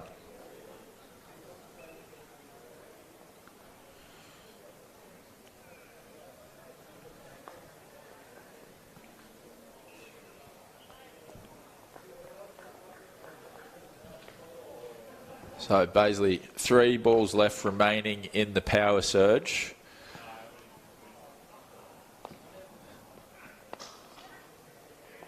Run out chance. And he's come up short there. So, 2 balls left. 2 balls left in the power surge here. Baisley in the middle of a phenomenal spell here for Redlands. What's Neil's play? Does he really just has to get through to the end of the innings here, doesn't he? Yeah, I thought if he does get a ball he can go for, he's still got to try and put it away. I don't think you go into your shell, but I don't think you necessarily force it if it's there to hit. If there's width on offer or he gets a bit full, but he's probably got to be a little bit circumspect now because he needs to be, facing a lot of the remaining deliveries in this innings. That's a really, really important wicket there for Baisley, right as we were talking about Neil getting through to the end of the innings. Huge wicket for Baisley. That's going to take his 3 figures to 3 for 12 off his 2.5. So a really, really timely over for Baisley in the power surge here. And Redlands are into the tail. Or Redlands are into Valley's tail, I should say. And we've got Flynn Thomason striding out. It's been a great comeback from Redlands. The Valley's top order got them going at the start, and they've just got into their work and just gradually pulled it back. I wonder if they spoke there about really making sure they finish the innings off and not undoing that good work that they've done. They can probably almost start thinking about containing them to, under 150, 140 here. Particularly if they do keep taking wickets. So there's a good opportunity for them to make the job easier for their batsmen in the second half of this fixture. Yeah, absolutely. We don't know where teams are going to be placed by the end of the competition, do we? So run rates could be a factor as we make our race to the finals at AB Field over the first weekend of September.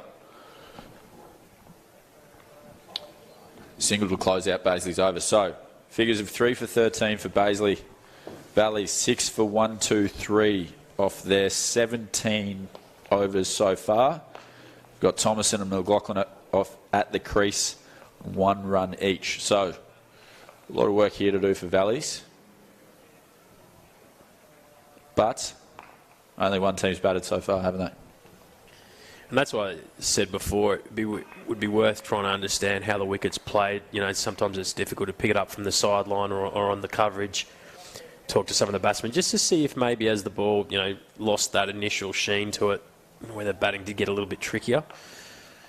I mean, if you just look at it, from where we've been, it's just been a case of, starts and no one really getting going, really. You look at some of the boundaries that have been hit, you suggest the ball's probably coming on well enough, given some of those shots that have been played. So it's probably been a case of bad timing in terms of losing wickets and maybe some bad shot selection. Yeah, there has been the occasional bomb, hasn't there? But they've, unhappily for Valley's, been few and far between.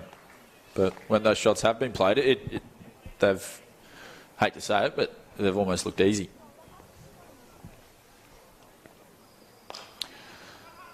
So Stewart goes full again there. So far Stewart looks to be in death bowling mode, just trying to hit the block hole each time here.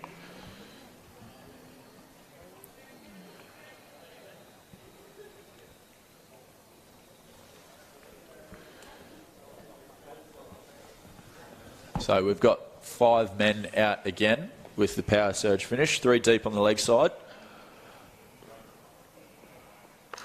And that one's high in the air. It's going to take some work to get in. Settles underneath, does Mitch Owen, and that's another wicket for Redlands. Well deserved for Stewart. He's been good tonight. Been disciplined. Bowled to his field, bowled a good length. And the wickets keep coming. And that run rate keeps slowing. Yeah, that's a tall ask for any batsman, really, to hit to this long boundary this deep in the innings.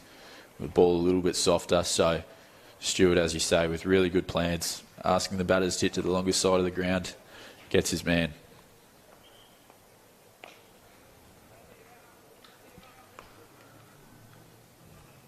So that's going to be Thomason to depart, and we're going to get young Zand and Jay out in the middle, left-hander. He should be a really important feature for Valleys later in the night, as you say, with his spinners. Yeah, they'll certainly call on him, and as we said before, Boyce.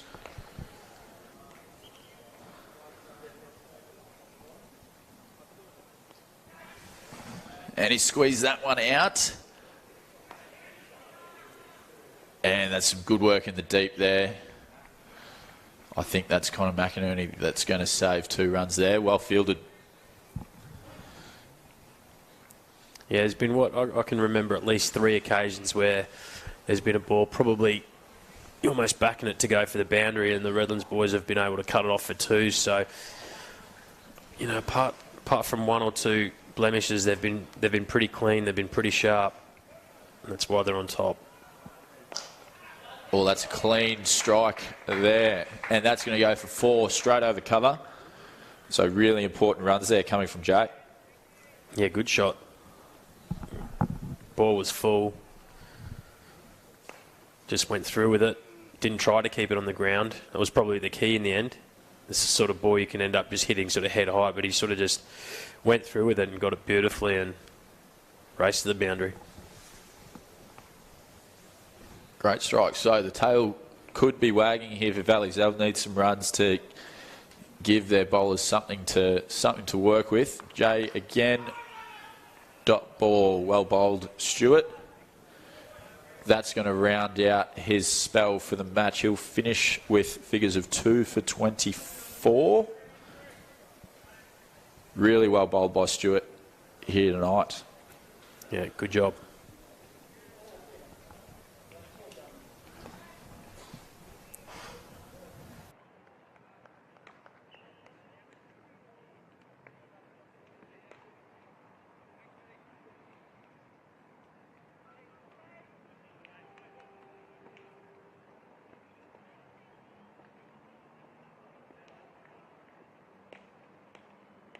To the short boundary on the leg side.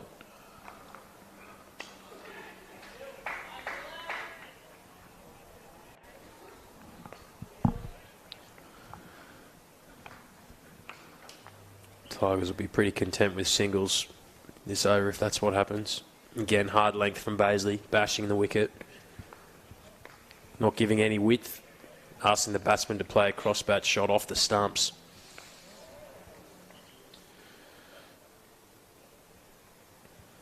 And Jay's going to have the short boundary out to his offside here. So that's going to go straight at the stumps, and he's played that well again. So that's going to race in a race with the fielders, and the ball is 1. That's gone straight back past the bowler. And Jay's going to pick up another 4 runs, and he's moving at a really steady clip, 10 off 4. Yeah, you're very useful runs. And look, the benefit for them coming in now is they know they've got to go. There's no working into an innings. It's just they've got to find boundaries where they can. He's done so twice now.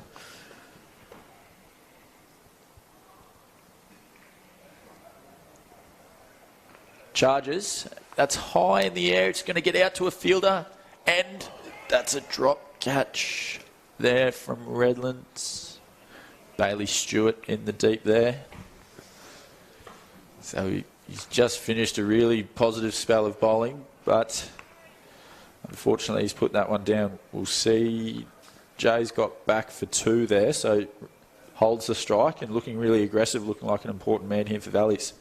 See if he can make the most of an opportunity.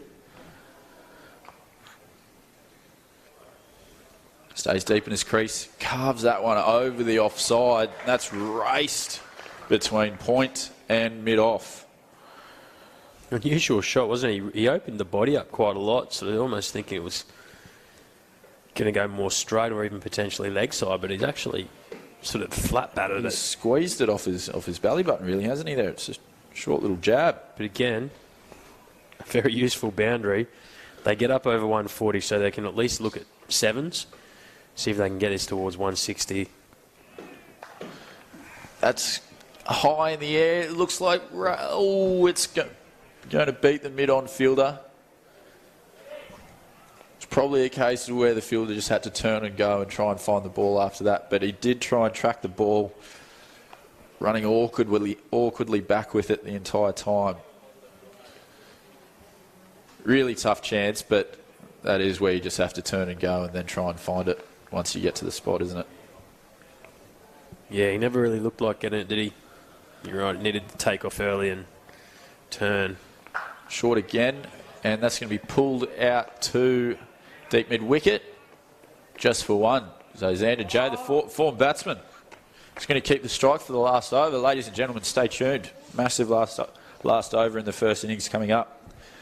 Valleys, 7 for 145. Baisley's just had his figures tarnished a little bit there by Xander J. He'll finish with 3 for 27 in a really tidy spell of bowling for him. But some important runs coming off his last over.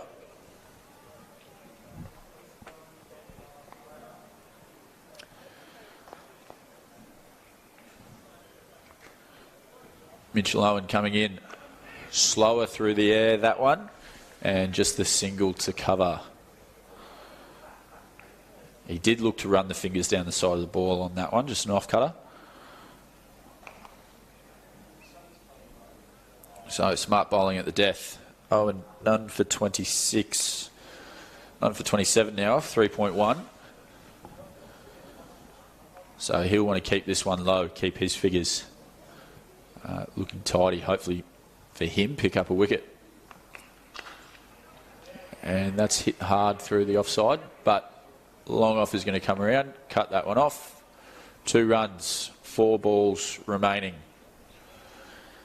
Dylan McLaughlin on strike.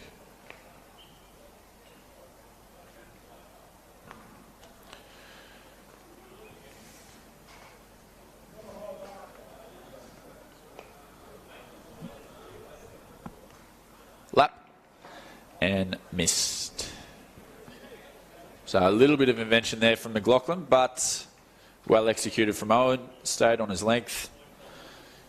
And he'll pick up a really important dot ball in the last over. So Valley, 7 for 148. That 150 that we spoke about just in reach hearts. 3 balls remaining. That one's carved out, and it's going to beat the man. So we were speaking earlier, Hearts, that the men on this long side were 10 metres in. He was 10 metres in again on that deep mid-wicket boundary. McLaughlin's going to find the space over his head. Yeah, that's a frustrating one, that, for the bowler and captain, because, look, you know, you play on enough big fields, you know that you've got to come in a little bit. But I tell you what, it's frustrating when one lands between the fielder and the boundary, like that one did. Absolutely. 2 balls remaining. Owen gets full. Well bowled. Jay backing up hard, and he's going to make it back into his crease. Really well bowled that. That found the popping crease. That's exactly where he needs to put it.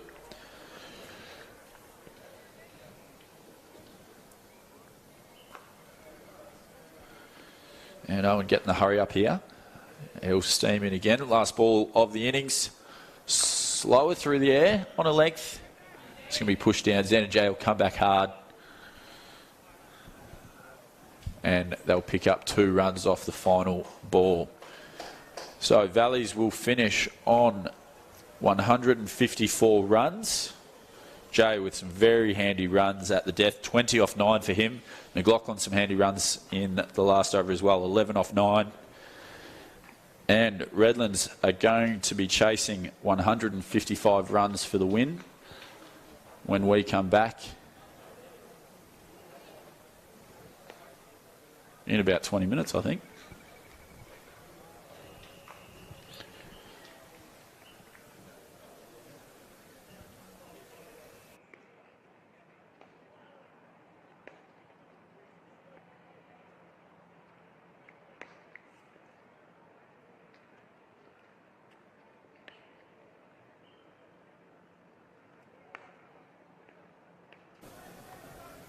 Short And there's a man on the boundary, and he's going to take it. That's a huge follow-up wicket there from Bazley, and he gets spots though.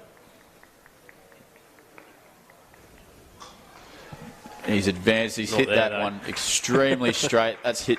Right spots though.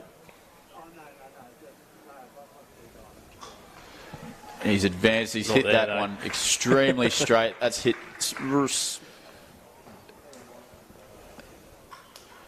And he's offered up another chance here, right on the boundary at long off, and he's going to take it. So,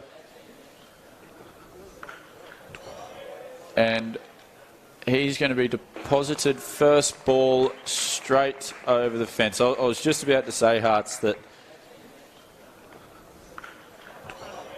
And he's going to be deposited first ball straight over the fence. I was just about to say, Hearts, that. And he's going to be deposited first ball straight over the fence. I was just about to say, Hearts, that. Position, not a lot of footwork, but. And this tries next to go one's again. straight up. It's going to take some catching. That's that. a very, very high ball. Still up there. Great catch. But a great catch. Great catch. Position, not a lot of footwork, but. And this tries next to go one's again. straight up. It's going to take some catching. That's that. a very, very high ball. Still up there. Great catch. But a great catch. Great catch.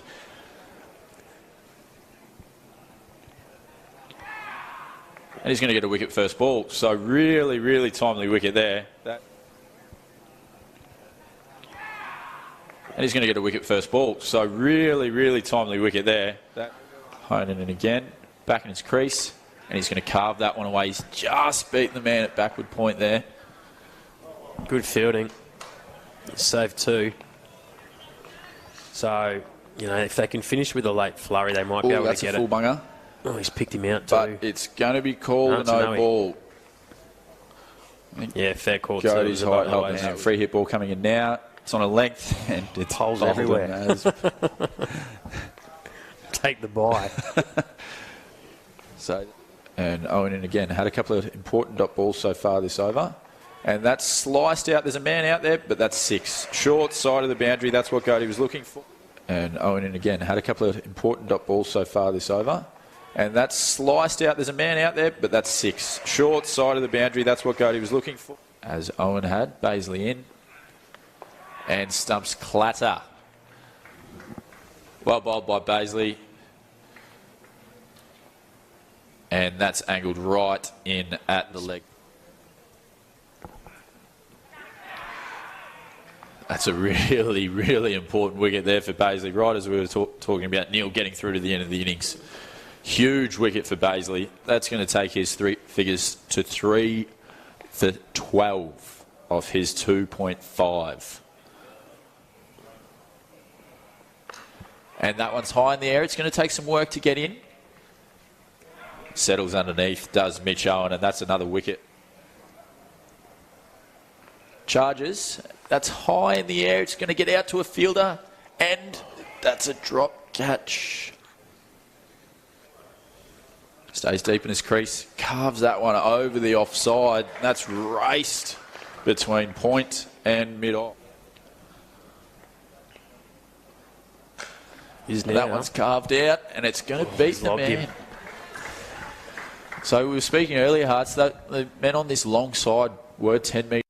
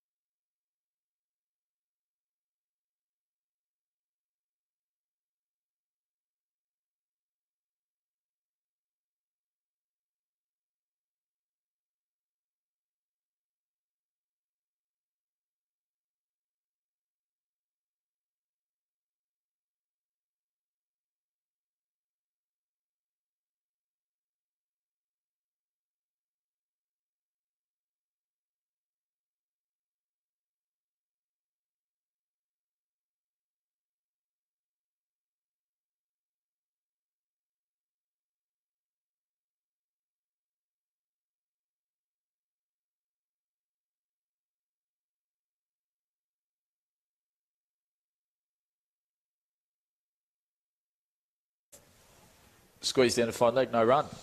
Ladies and gentlemen, welcome back to the second innings of Redlands versus Valleys here on Thursday night at Ian Healy Oval. Redlands chasing 155 to win. Sammy Hazlitt on strike. And that's Jack Wildermuth opening with the new ball like he did a number of times last year for the Brisbane Heat, swinging it around corners. Looking to do the same again. Back of a length again and dot ball.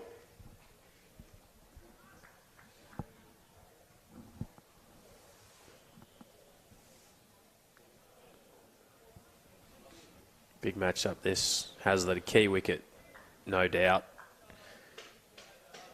Valley's got their best quick going at him here. Yeah, he's so dangerous with the new ball, Wildermuth, isn't he? Saw her in the BBL multiple times last year.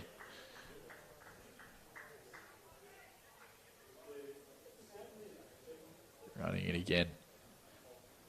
Hazlitt back and across. And she's going to...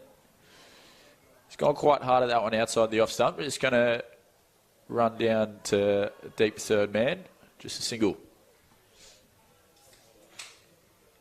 Seen the throw come in there and the keeper losing it in the lights there. Perhaps that might have been an issue for a couple of the Redlands outfielders with a couple of catches going down. I think one of them was just a high one, but there was a flatter one.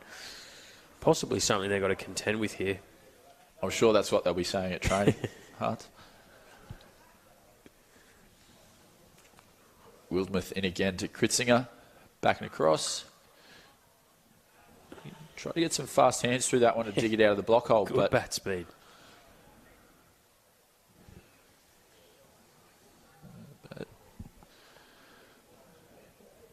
Wildermuth too well on his length there. So Kritzinger just the dot. One run off Jack's first 4 balls here. Looking for wickets with the new ball here will be key.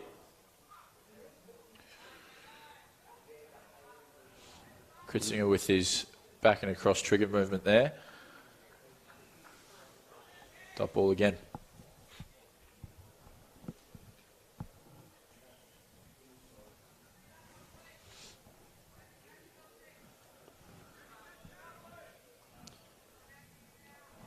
Very important first 4 overs. Obviously early wickets. That's what Valleys want, but also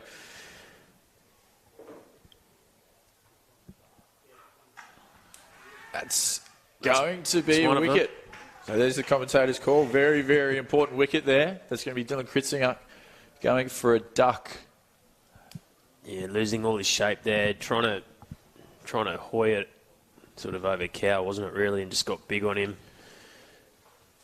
Shanked it to mid-off, and yeah, I was going to say, obviously wickets are really important. That's going to, dent the Redlands run chase, but also, you look at the total 150 odd, so you're looking at 7.5. So if you can get through this first 4 overs while the field's up, and each over goes for under that 7.5, that means that they've got 16 other overs that are got to be scored at above the 7.5, more towards 8. So all of a sudden you can make those remaining overs more like they're chasing 160 or 170. Absolutely. So they're the little games within the game that you've got to be playing.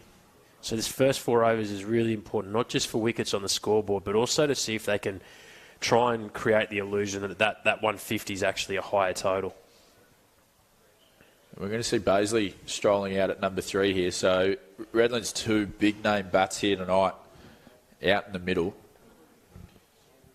We said earlier about how good it is for the kids, or whether they're watching the fantastic streaming through KO, but either way, it's fantastic opportunity, especially as I said, I'd love this if you could be watching this on a Thursday night when I was a kid growing up. Getting to watch some of the state's best talent going at it. Absolutely. It's not bedtime yet. Kids have still got plenty of chance. We've got 20 overs left to watch hopefully a clinic in how to hit bombs from Big James Baisley. Don White in to Hazlitt, and he's tucked that around the corner. That's money for jam. I was going to say, don't discount Sammy Hazlitt. He is a deceptively big hitter. He's going to eat those up. Anything. He loves the pull shot, loves the hook shot, but he's also he hits a long ball back down the ground, so there's not a lot of room for error White here. If it's slightly short, he's going to get and he's hit tucked with that the around pull the shot or corner. the hook That's shot. Money for Jen. White, but if he goes too full, Hazlitt will have no problems putting it back over his head, so it's going to be a good contest to watch.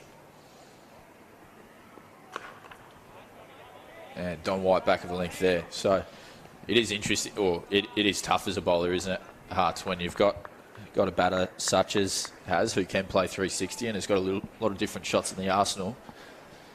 Your zone where you can hit the pitch starts looking rather small, but Don White's found it there, so good comeback. Yeah, well, the thing with Hazlitt, he'll play the pull shot obviously when it's chest height, but he's quite good at the swivel sort of pick-up pull shot that's only about waist height. So, as you say that, like that, except it's been dropped. that was moving quite quickly, I think. But yeah, look, it would have been an absolute screamer. Opportunity. It would have been a screamer. It might have been the one you need to take to get rid of a batsman of his quality, but that's that type of shot that he can hurt you. You don't even have to be that short, and he'll punish you. But on that occasion, very lucky to survive. And just quietly, I think that could have been his teammate Jack Wildermuth. Oh, he's almost had a second grab at that. That's dangerously close. Wildermuth can't quite rein that one in. Was moving. Was certainly moving. One chance for Hazlitt so far. Gets a single off that. Baisley's first ball. Back of the length from White. Soft hands through the single. And we're going to have some OTs. Few buzzers.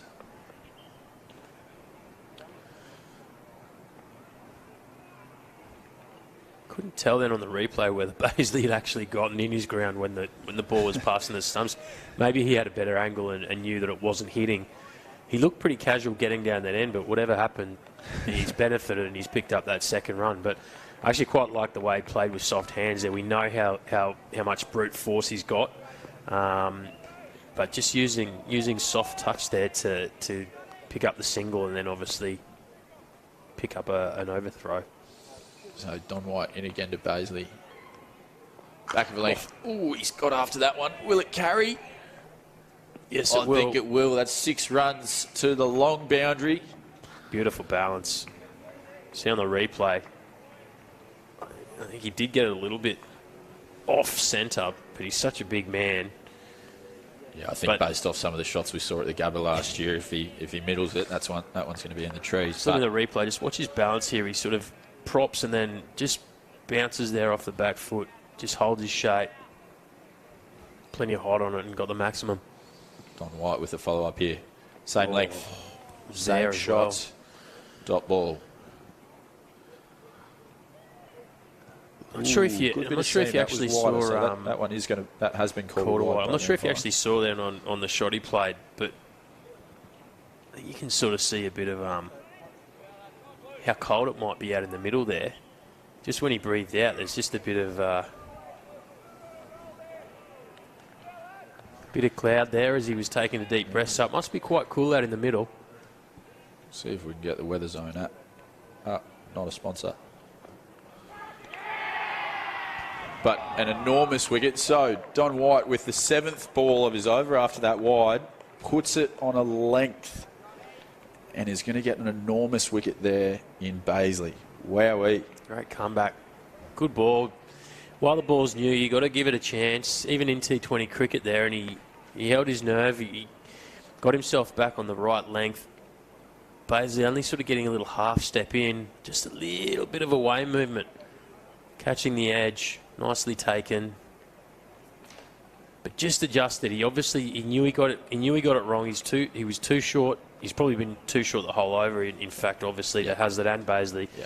Finally got it and gave it a chance. Hit the seam. Big wicket. Yeah. If anything, that wide it was short, but it did seem a long way. So it's probably showed him the way there. If he could pitch it up a little bit more, just move it half the bat's width. He's done exactly that and got an enormous wicket.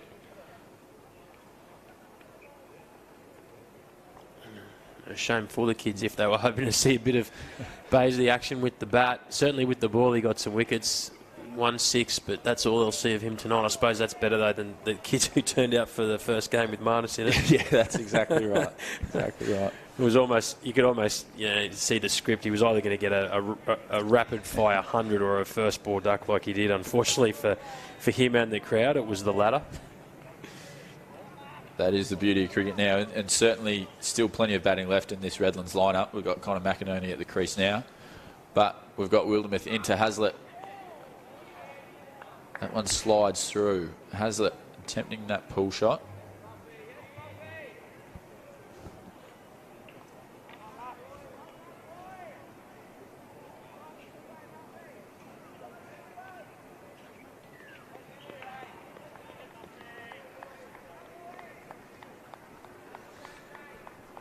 Yeah, he won't be deterred by the early wickets. He won't be deterred by the deep square leg. It's a run-scoring shot for him. He scores plenty from it. It is a bit of a riskier shot, but he scores so many from it. I don't think he's going to stop playing it. And there he goes again.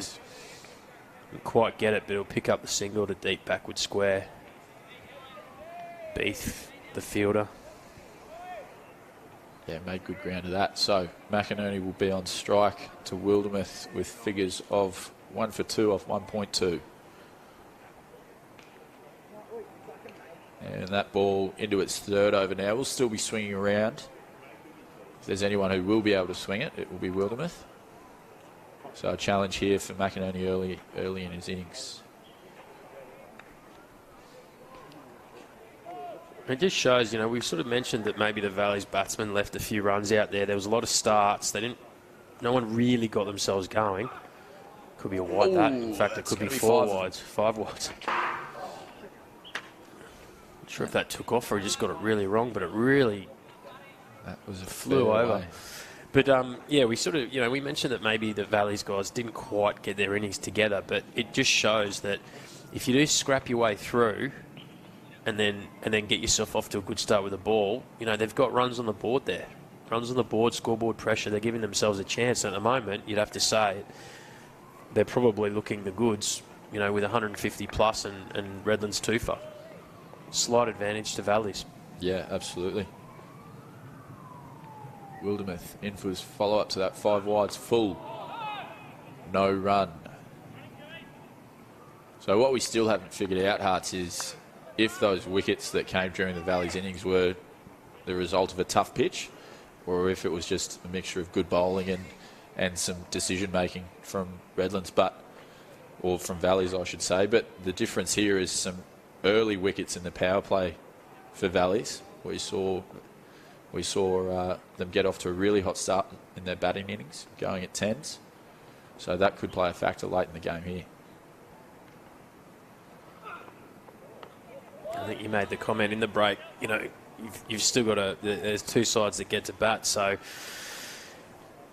can be hard to make that call off that first innings, but then again, that's what you do. You sit there as a team and you talk about, you have a look at what the opposition did, whether it's the way they go about their bowling or if it's, they're sure on the other foot, whether it's the way they approach their batting innings. Both teams would have been talking about it, and we mentioned we'll be seeing Cameron Boyce and 4 overs from him for sure, I would have thought. Wildermuth got his tail up here. He's beaten the bat again, but it's going to be a no ball. Wildermuth certainly moving the ball around, that's for sure. But chance for Mcinerney to free his arms and get himself off strike with a free hit here. 2 balls remaining in Wildermuth's over.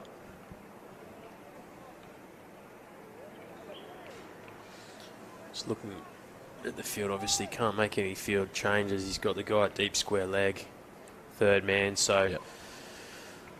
What will Mcinerney do? Holds his ground, swings through the line. Is he going to beat mid-on, mid-off? He's not. So the man at mid-off there did well to keep stay on his toes. Obviously kept rather deep on the ring there and was able to cut that one off. So any major damage off that free hit avoided for Valleys.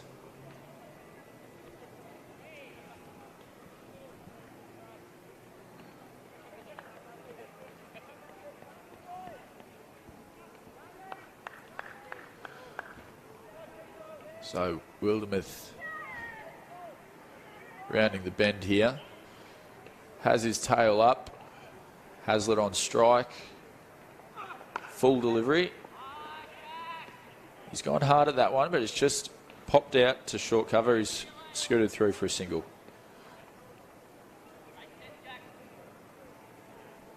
So that's 3 overs gone. Redlands 2 for 24. Run rate required 7.71. So already Valleys have managed to get it above that asking rate, above the initial asking rate of 7.5. That's it. They've got to try and work their way to get it to 8s, and you get it up to 9s. Obviously, Redlands looking to do the opposite. Right now, though, they've got a bit of work just to recover from this start. Couple early wickets. Still look to be positive. You've still got to try and find the boundaries, particularly in this last power play over. And the last power play over going to be bowled here by Hugh Weebgen. Really important over this for him. Big challenge here bowling to Sam Hazlitt. But the young man doesn't seem to shy away from pressure. He stood his ground in his innings earlier tonight.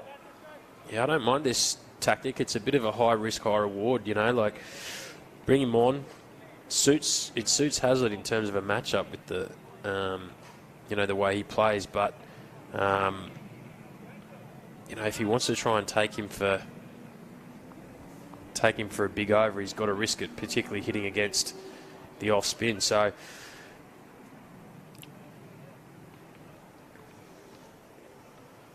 quick through the air and short.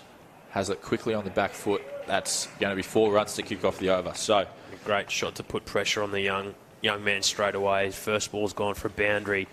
He's now thinking, how do I make that back up? Little window of opportunity for possibly a big over, as long as Hazlitt keeps playing smart cricket shots. Doesn't want to just throw the bat willy-nilly at it, but definitely needs to put pressure on the young man while he's got the chance to. Full toss, and he's put that one away too, so that's going to race away past mid-off. So advantage Hazlitt early in the set here. Yeah, overcompensating. He went short the first ball and got pulled, and you can see they're trying to get it fuller, but ended up dishing up a nice full toss. Still got to put it away, and Hazlitt, obviously, class player, up to the task. Raced off the bat. So 2 boundaries in 2 balls, and at this stage you've got to say maybe the call hasn't quite got right, but can the young fella pull it back and maybe even sneak a wicket? In again for his third on a length. Hazlitt aggressive again at that one, but it's going to squeeze out to point, no run.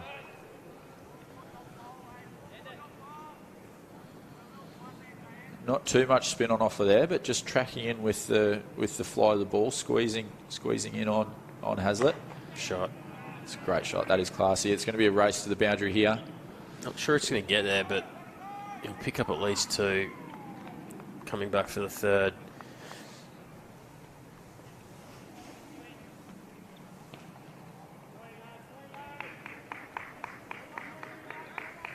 Hazlitt and McInerney running those 3 in a canter there, making it through quite easily. So 2 balls remaining in the power play. Connor McInerney 1 off 4 to face the second last of them.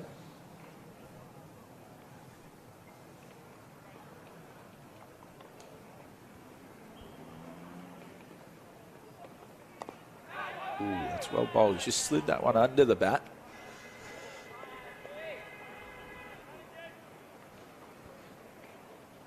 Very well bowled. Very well bowled. A little bit of drift in on offer. Coming in with the shape of the arm there. In for his last ball. Found the similar length. And it's just going to be a single.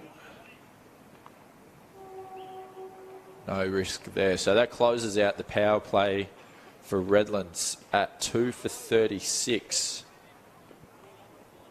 Chasing 155. So Weebgen with a tough start to his over there. But pulled it back nicely. Just 4 runs coming off his remaining 4 deliveries. So let's see who Valleys are planning on going to here. It looks like Zan and Jay. So bringing spin into the match very early. valleys here.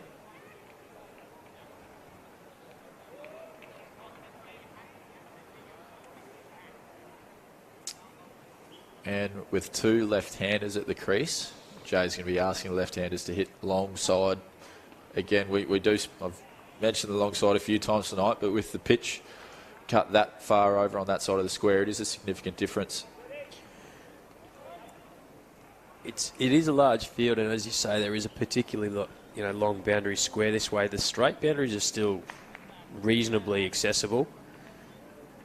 And you've got to keep that in mind here. Even though you can hit with the spin across the line, you also don't want to forget about hitting the ball nice and clean, straight back over the bowler's head. Hazlitt's very good at doing that. I'd be surprised if he doesn't try and put pressure on him. Yep. So Jay with the left arm orthodox into Mcinerney there. Dot ball to start.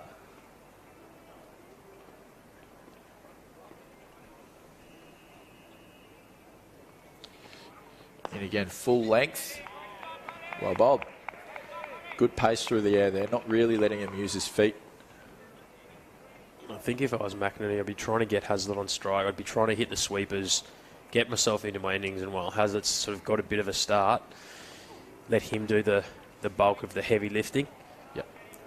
As he knocks one out there. That's what you've got to do. Read the game there and go, right, I'm still sort of getting myself in, hit these sweepers off the spinner and allow Hazlitt to do what he does, which is he does attack spin well. Hits very well straight in the V, and he's got the capability to go over the fielders, even though it is a big field. And he's carved that one backwards a point. That'll be an easy 4 runs. So Hazlitt using the full allotment of space he has there at the crease, made himself a bit of room. It's a pretty simple 4 runs for a batsman of his calibre. Yeah, absolutely. Too short, too wide. Hazlitt well and truly up to the task. Didn't overhit it, which you can sometimes do. Yeah, just waited for the ball to sit up exactly, and then just put it away. Beautiful batting. Ooh. Again, that's a tough one, but you're going to have to put it down as a second dropped chance for Hazlitt. That would have been a pretty impressive caught and bowled effort. But Hazlitt now with 2 lives. See what Jay's got to come back with here. Same length. Pushed out to deep cover point. Yeah, big let off. With these better players, you don't want to give them too many opportunities because they can really hurt you. And it was a genuine chance. It did go back quickly. Would have been a very good catch, but I reckon he'll be pretty dirty on himself because he did give himself every chance. He got both hands there. Yeah, that's something spinners pride themselves on, and it is becoming that extra fielder after they've bowled the ball. They do look to set themselves for that caught and bowled chance. So I'm sure Xander will be tough on himself there, but he's still got a big role to play for the remainder of this innings. Looks like we're going to have Godey, the old head, coming in for a big T20 Max season here. Didn't quite get away with the bat. Carved away a couple of good shots and important runs, but big contributions to make with the ball here. Yeah, he's very cagey, very experienced, a lot of cricket. Back of a length and gets that one underneath the bat of Hazlitt. Probably expect slower balls, bit of variety, and he's such a great competitor. You know that he's going to be in the game. And they'll sort of utilise him in amongst their spinners. Mentioned Boyce. It would be a surprise if if he doesn't get 4 overs at some stage. So his full allotment, but in amongst that, punched out to cover for a single there. Yeah, you did mention that Godey's got a lot of tricks in his arsenal here. He's just going to roll his fingers down either side of the ball. Yeah, and look to change his pace. We talked about the pitch. It seems to have been playing reasonably, truly. But if it has potentially, if it has been slowing up fractionally as the ball's gotten older, those sort of slower balls might be effective. I don't think we saw too many from Redlands. Maybe some small changes, but certainly Godey so far, he's rolled the fingers across a couple. That one looked like a more traditional speed. But I think his trick is his variety. He'll keep things changing up every ball. And he's obviously got the skill set to execute it more often than not. Yeah, absolutely. And every dot ball Valley's bowl at Mcinerney here is really a win for them, because it's going to be creating pressure at both ends, isn't it? But he has deposited that down the hill into the rugby field. He's found a length he liked the look of there, and that's a really positive step for Mcinerney's innings. It's a great shot. I mean, 3 off 10, maybe you start to feel like you need to do something, and he absolutely has there. He's picked that up and belted it over deep square, deep mid-wicket. Probably over-pitched, but still had to do it. And like you said earlier, a lot of the batsmen today have targeted that shorter boundary. Mcinerney doing it well on that occasion. And that pressure we spoke about, it only goes one of two directions, doesn't it? Usually ends up in a big shot or a wicket. Mcinerney got the better of Godey on that one. That's well played again. He'll push that one out. He'll push hard for 2 here, but made good ground in the deep there. The man at deep backward point. That's Beef. He's a good fielder. Good boundary rider. Gets to the ball quickly. He's got a strong arm.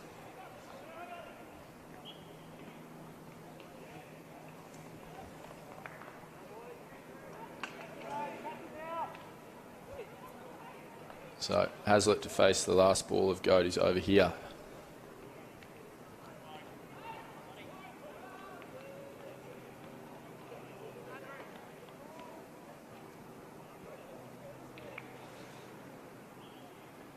Slower ball, shorter length. That one's set up for Hazlitt. That's easy pickings for Sammy Hazlitt. So he'll close out the over with the boundary. Probably not quite what Godey was trying to execute to finish out his over there. No, far too short. He took the pace off it, got his length wrong anyway. And Hazlitt, awesome player of the pull shot. Absolutely belted it, got what it deserved. Absolutely so. Redlands moved to 2 for 54 off their 6. So run rate is starting to creep up for them. But the real danger man for Valleys here is going to be into the attack. Cameron Boyce. We've seen him run through BBL sides. We've seen him run through T20 Max sides already so far this series. This could be, this spell here, you feel Hearts is really going to make or break the game. If Boyce can run through a side like he's capable of, there might not be too much hope for Redlands. Slow through the air there, well bowled. Oh, definitely. His T20 cricket has been fantastic. I think there was a few people quite surprised when the Renegades didn't keep him on their list after last season. Obviously, there's a lot that goes into list management and all that sort of stuff, but I guess that's the striker's game this year down south and back to where it started for him in BBL with Adelaide. Tonight, obviously, plying his trade for Valleys, and yeah, they're going to lean on him heavily here, not only for wicket-taking opportunities, but just to squeeze that run rate. So much experience, very calm. You know, he's not going to get too flustered. If a batsman plays a good shot, plays a big shot, he'll draw on that experience, knows what he's doing, so it's going to be good cricket to watch. That one's full, and it's hit firmly, but straight to the man at long on. So Boyce with 3 singles off his bowling to start the over.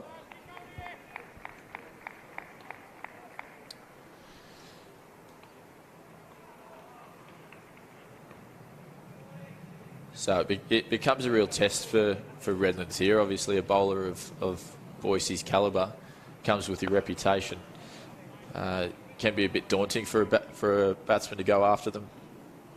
So it does mean that they have to either make a decision to shut up shop against Boise or go hard against the other bowlers, doesn't it? Yeah, you know, some teams will do that. They'll look at an opposition bowler and work out, you know, what can we accept off their 4 overs. I know someone like Rashid Khan in the BBL, they'll sort of talk about if he can go to run a ball and not do any damage in the wickets column, that's generally a win for the batting side. So I wonder if they've sort of looked at Boyce and thought something similar, that if they can say, look, you're not on that one, that's going a long way back.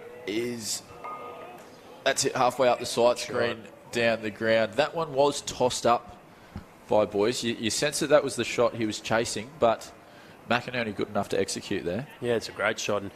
And he's played a few shots now. He's obviously getting himself going, but it just means that Hazlitt can possibly ease back a little bit. There's not so much reliance on him to find the boundary.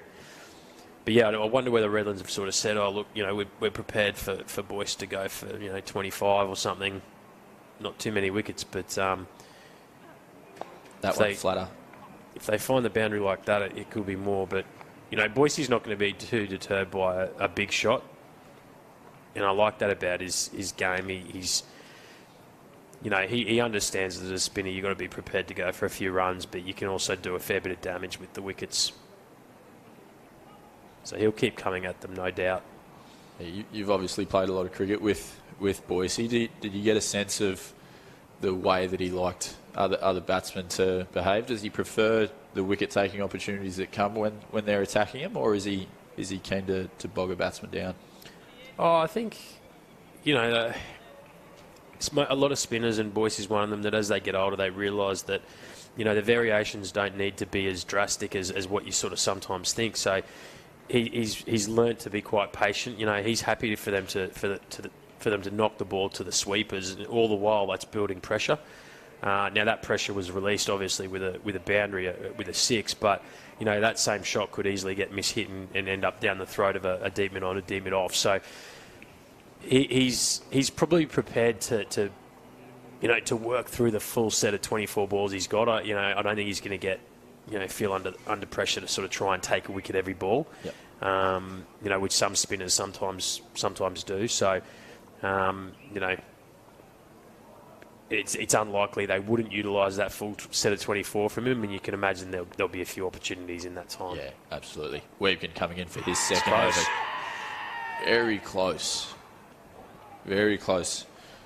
Had Mcinerney playing across the line there against the spin, trying to knock that one into the leg side.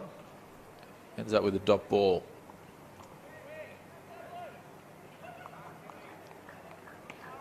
But Weebkin, after his first 2 balls went for boundaries, he's been quite impressive since then.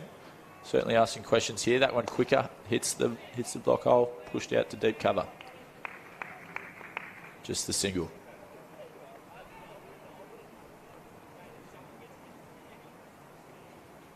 And his tactic looks to be come around the wicket, really fire it in full and straight, ask the batsman to hit sort of from anywhere from sort of deep point round to deep mid off where you've got your fielders. Hazlitt hits firmly. He's got protection. Down to that deep mid. So they're hitting the sweepers where he's positioned them. So he's asking them to say, look, if you want to get a boundary through the offside, you've got to open up, backward point, which becomes a risky shot, or you've got to hit against the spin through the leg side. So bowling to his field, playing the percentages, asking the batsman to take the risk if they want more than a single. Full again. It's a great shot. That's a great shot. Really quick hands for that one. Pounced on that sweep shot. Walking across there. A long way across his crease. He's really manufactured that shot. Clever batting. Weebkin's bowled to his field there, but the batsman's proactively moved across, and geez, he picked it up cleanly. It really sounded crisp, that one. Yeah, that was just a smooth arc there to pick it up, deposit it over there towards the volleyball nets. Full toss. This is going to be tight. 6 runs. 6 runs. So back-to-back boundaries here for Mcinerney. He's well on his way. Really getting into his innings here. We were just saying nothing wrong with the previous ball bowled by Weebkin, but that one was a full toss put there on a platter there for Mcinerney. He's good enough to deposit it to the short boundary. You have to come back strong here. Closing out is over. Really impressively. He's gone straight through Mcinerney there. Massive wicket for Weebkin, just as a partnership again was forming. Same thing that happened during the Valley's innings. Redlands have lost a really important wicket as a partnership was forming. So Mcinerney will depart for 30 off 21 deliveries. Great comeback there from Weebkin. Just getting ready to say a really good over for Redlands, but levels out with the wicket of Mcinerney, who was just starting to get himself going, or probably was going. Just look at the replay here, and just ball going on with the arm. I mean, probably shouldn't be expecting too much spin, but he's probably just really missed a straight one. That's probably why he's so frustrated with himself, particularly after finding the boundary a couple of times and grabbing the ascendancy of that over. But they're still reasonably well positioned here, Redlands. Obviously Hazlitt's still in. Experienced batsman now coming to the crease in their captain, Lee Drennan. But again, this sort of pattern of innings just getting going and then a wicket, both sides have sort of had that tonight, haven't they? Yeah, absolutely. It's been the theme of the night so far, as we've seen some really impressive, really active boundary hitting, shortly followed by wickets. Boyce in again, back of a length. Hazlitt hits it hard, straight to the sweeper. Couple of little knock-ons here. Hazlitt quick between the wickets, is going to get back for 2. It's bad fielding. Probably that really. Deserved to single that one. You know, no one deliberately makes a mistake, but you've got to read it there. You've got a new batsman who's just come to the crease. You've got the leg spinner bowling to a left-hander. You had the chance to get Hazlitt off strike, get the new batsman on, and they've had a fumble, which has allowed him to come back on strike. So just a little miss there from Valleys. Boyce in again. Tosses that one up, full of a length, pushed straight down to that sweeper at long off. Lee Drennan going to be on strike.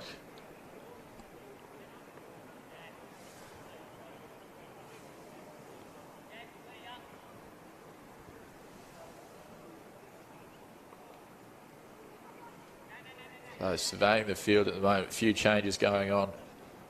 We've got a right-left combination back in the game again. So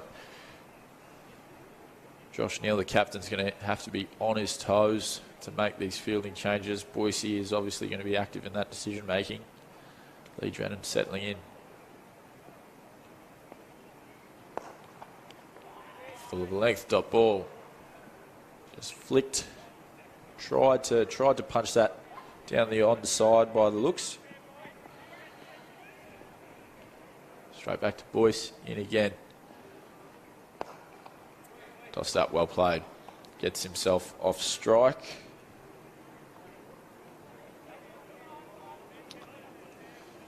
So we'll see that deep square leg pushing back out again for Hazlitt. We've got a deep mid-wicket, deep long on, deep long off, and a sweeper out on the covered boundary. Boyce spinning the ball back into Hazlitt here. Tossed up. It's great bowling. It's a single. You know, Hazlitt brings with him a presence, obviously, because he's a class player, but it's a great contest at the moment. Boyce not afraid to toss it up, invite the big shot back down the ground. And that's that experience that he's got and what he brings. And he'll be looking to close out his over here to Drennan. Into the wicket. Push that. Could have been a fancy little bit of footwork there from Boyce. Look at this on the replay. Flicks it up. Back to Neal. Straight over the stumps. Tidy work. And that'll close out his second over. So Redlands doing well to avoid any wickets from Boyce, but that has opened opportunities for some of Valley's other bowlers. Redlands 3 for 82 off their 9 overs. So run rate is still well within well within reach of Redlands. They've done well to stay on top of that. Just 73 required from 66 balls. But as we've seen through the night, wickets are going to play a really important role in the remainder of this match. Yeah, well, when you look at it, when you look at the runs from balls equation, it sort of tells the story right now, doesn't it? Because, 6 and 7 over in this day and age for T20 and for players of this level is pretty comfortable. So you'd think at this point, with the way Hazlett's going, if he bats through most of this, it's Redlands' game to lose right now. That's full toss there from Jay. So spin again in play for Valleys. Gets away with that full toss, just a single down to long on.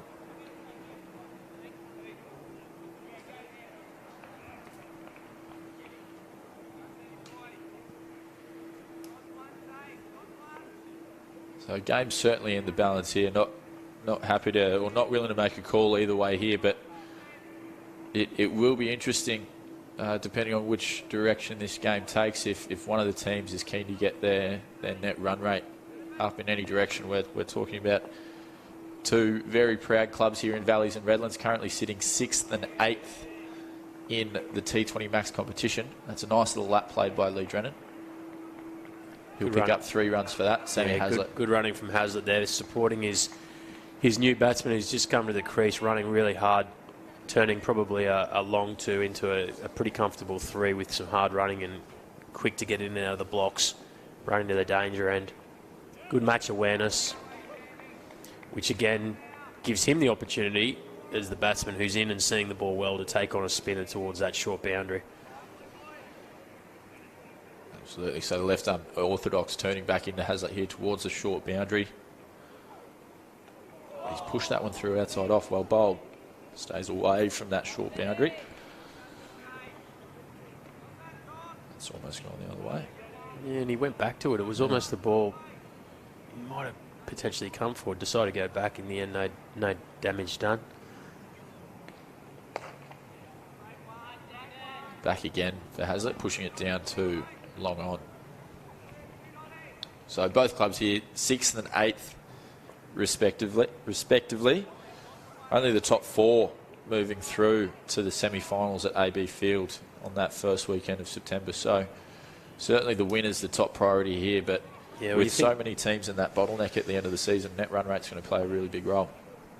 Yeah, Valley's a 1 from 4 so far. They're probably doing it tough anyway, but Redlands 2 from 4. They take the win tonight. It keeps their chances well and truly alive. It's obviously not over yet, but they're in pretty good shape right now, coming into the halfway mark of the innings. Quicker ball. Squeezed out to mid-wicket. There was a nice big inviting gap there, but just a single. It's a pretty tidy over there from Jay.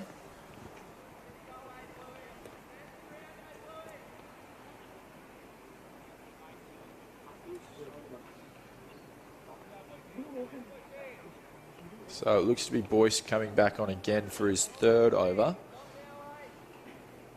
Do you think that they'll bowl Boise out 4 straight here to start with and really try and hope that Boise can take some wickets and put Redlands on the back foot? Or do you save one for them after this one? I think they probably have to.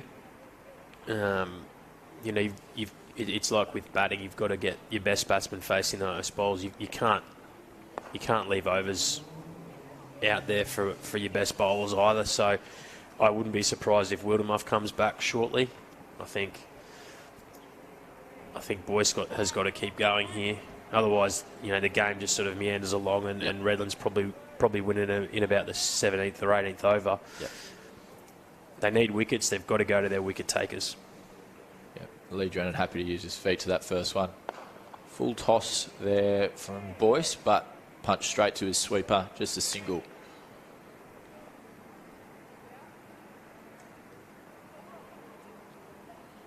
Yeah, so the game drifting here really isn't much of an issue for Redlands, is it? But Valleys want to make a change and try and get some wickets in and Can cause a little bit of panic in the Redlands sheds, don't they?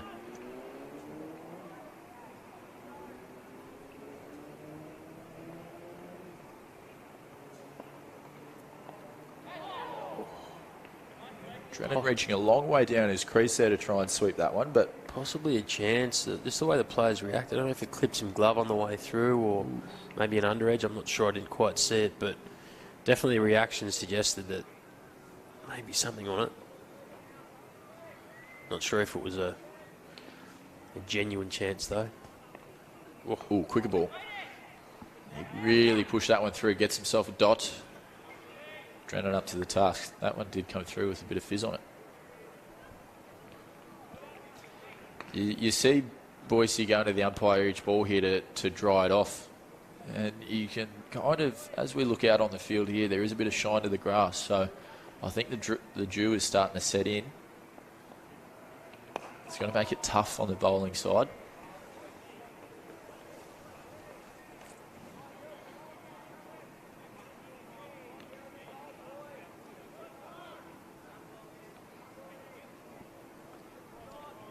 So Hazlitt going to be on strike for Boyce's last ball of his third over.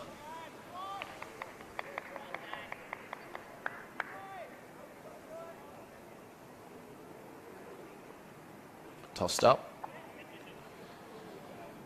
Free swing of the bat, but just squeezed out to forward point.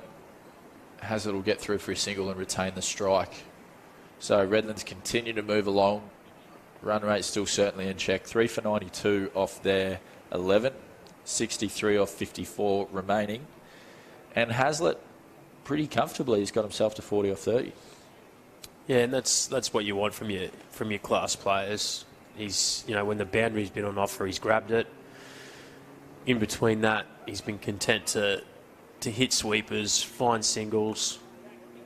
As we say, bringing Wildermuth, I think, coming back into the attack. So Valley's, they know the game's sort of now starting to slowly slip away from them. They need to create a wicket, so they've gone to their best bowlers in Boyce and Wildermuth. But yeah, Hazlitt's been very good, as you'd expect.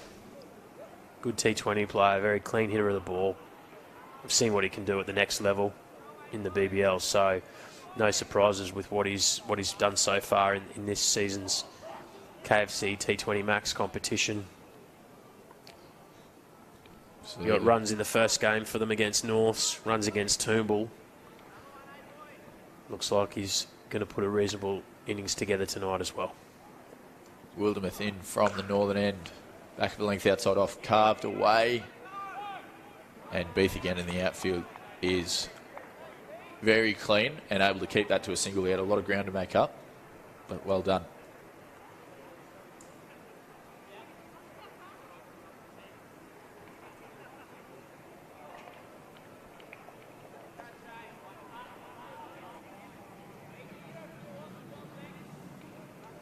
So, of course, one of the great features of T20 Max and the timing that we've got is it's still contracting season in the BBL, and there's a couple of roster spots left empty by the Brisbane Heat.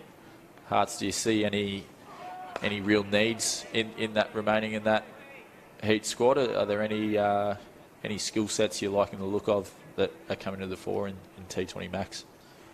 Well, I reckon most of the BBL sides have got some sort of structure to a list in terms of the roles they want players to play, how they want to play the game. So they'll look for players that fit those. And look, I think the Heat obviously have a few spots still remaining. I think it's a great thing that there is. It's it doesn't guarantee that a player in this competition is going to jump out and grab it, but it's certainly giving them a chance. And you only have to watch the first weekend of this competition to see players at least giving themselves the chance to be spotted. And by running the competition now, it also gives the Brisbane Heat coaches a chance to get players in to have a look at them as well. Absolutely.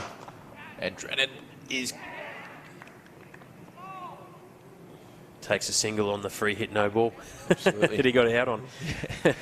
But yeah, so 2 wickets off the free hit tonight. Previously with the T20 competition played later in the season, it meant that a standout performance might not necessarily put your name up there. So the way the competition's been set up, it it allows you to do that. And look, that could also then feed into one-day cricket for Queensland, whatever it might be. So, again, great opportunities for the Premier Cricket players to put their name up in front of selectors, in front of, those that put the contract lists together.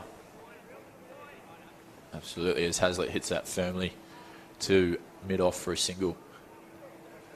I think what's certainly going to be interesting when you talk about filling positions in the BBL squads is certainly this draft that's going to play out over the weekend, and just wondering which teams are going to pick which players, and looking at these marquee players that are available. And yeah, it's certainly going to generate a lot of interest. I know that obviously the IPL have done it, had a system like this before, but first time in the BBL, as Drennan takes a single to deep square leg with the pull shot there.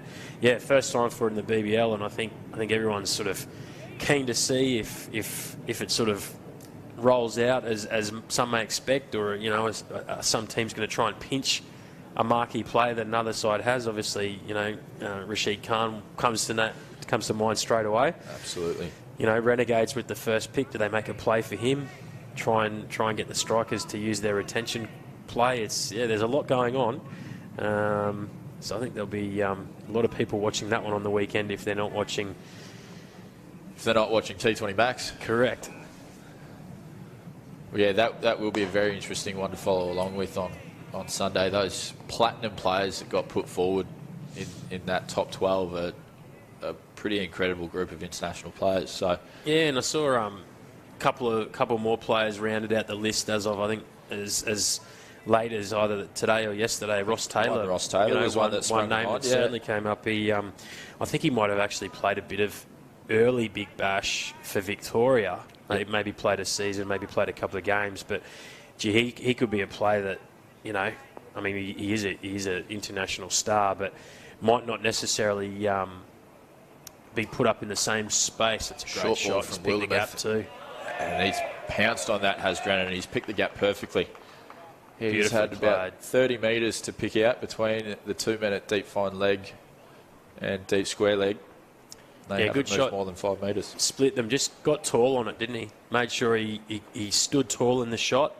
Look at the replay there. Yep. Kept his head still and just worked it around the corner. It was a really, really well played shot, well controlled. But yeah, I thought Taylor could be a good pickup for someone because he's going to be available for the entire tournament. Yep. And a player like that, he's going to deliver in a handful of games for you. So, but yeah, it'd be quite interesting to see who chooses who and the different, tactics used by franchises for who they want. But back to your first point, there is still a couple of spots for local players to fill on the Brisbane Heat roster, and what better chance than the KFC T20 Max comp to give yourself an opportunity to be noticed. Yeah, absolutely. And not only the Heat squad, I'm sure there's lots of other BBL sides around the country that are keeping an eye on the cricket at this time of year. Yeah, definitely. It's long gone are the days where you're sort of only looking in your backyard as much as you want to bring through your own homegrown talent, and most of the time I think teams will. But there's, the way the game's grown, every franchise has people out there spotting, keeping an eye on what's happening in international cricket all over the world, as well as what's happening in local cricket in each state. Yeah, absolutely. And Valleys have opted to hold Boyce back his last over, so Godey has come on to bowl. Hazlitt will get a single off his first delivery there.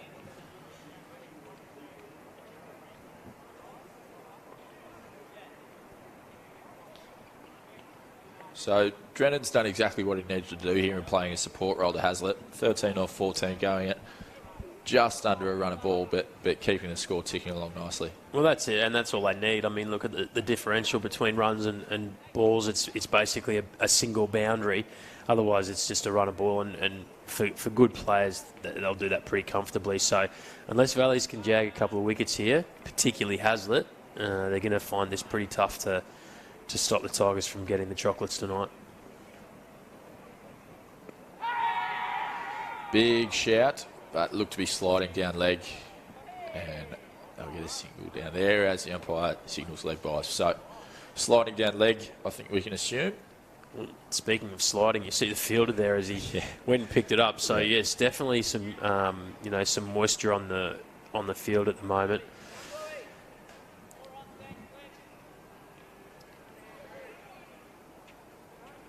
So it doesn't quite play into the hands of a bowler like Godey then either, does it, when he's trying to nibble the ball around a bit, try and use his grip on the ball to roll the fingers down either side. Does make it that little bit tougher. Speaking of, there is a slower ball. And another big shout. Good backing up. It's worth a shout.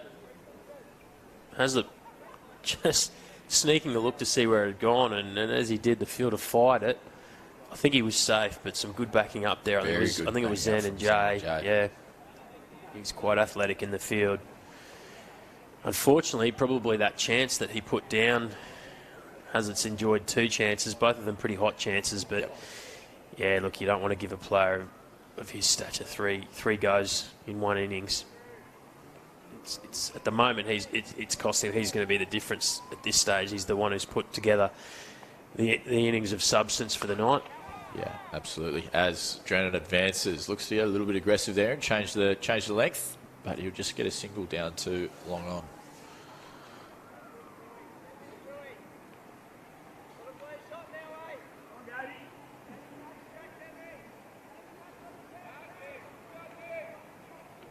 Yeah, we did wonder it at the time, and it is easy to say now, but those 2 drop chances are looking fairly crucial with the state of play as it is at the moment.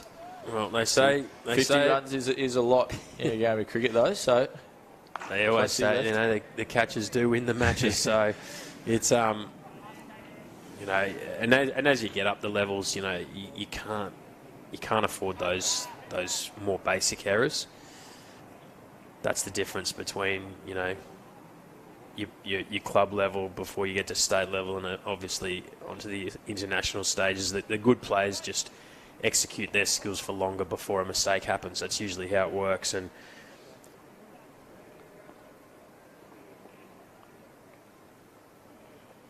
slower ball there from Godey, punched hard by Drennan, but good ground made down there by Wildermuth at long on. So just a single. Drennan will retain the strike.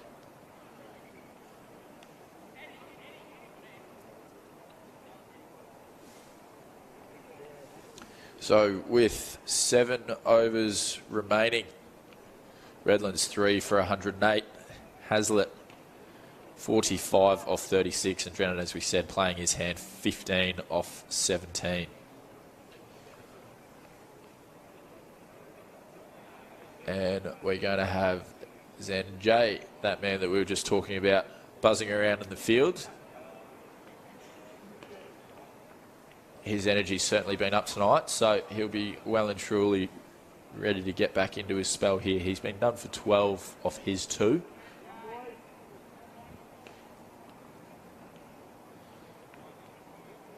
And we've seen a couple of arm balls and a couple of balls just go on with the arm here, so yeah, he's a talented young spinner.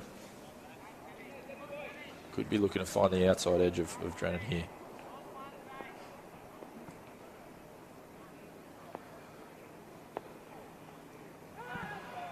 Got it. That is a crafty shot from Drennan. That has flowed through, but the fielder's going to track that down deep on the fine third man boundary.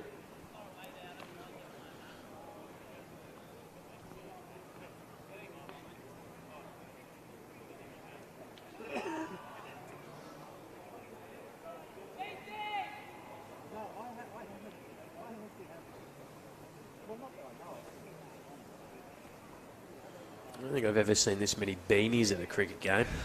Not in Queensland anyway. Maybe down in Hobart. Quite a few people in the crowd staying warm with jackets and beanies, but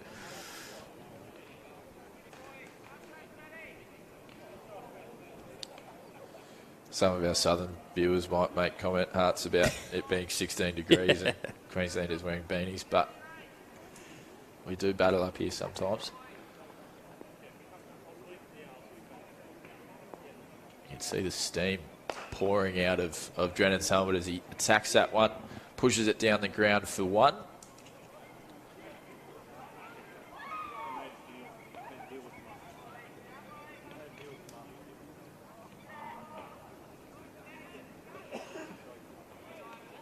So Zen and Jay has tried to be very full here.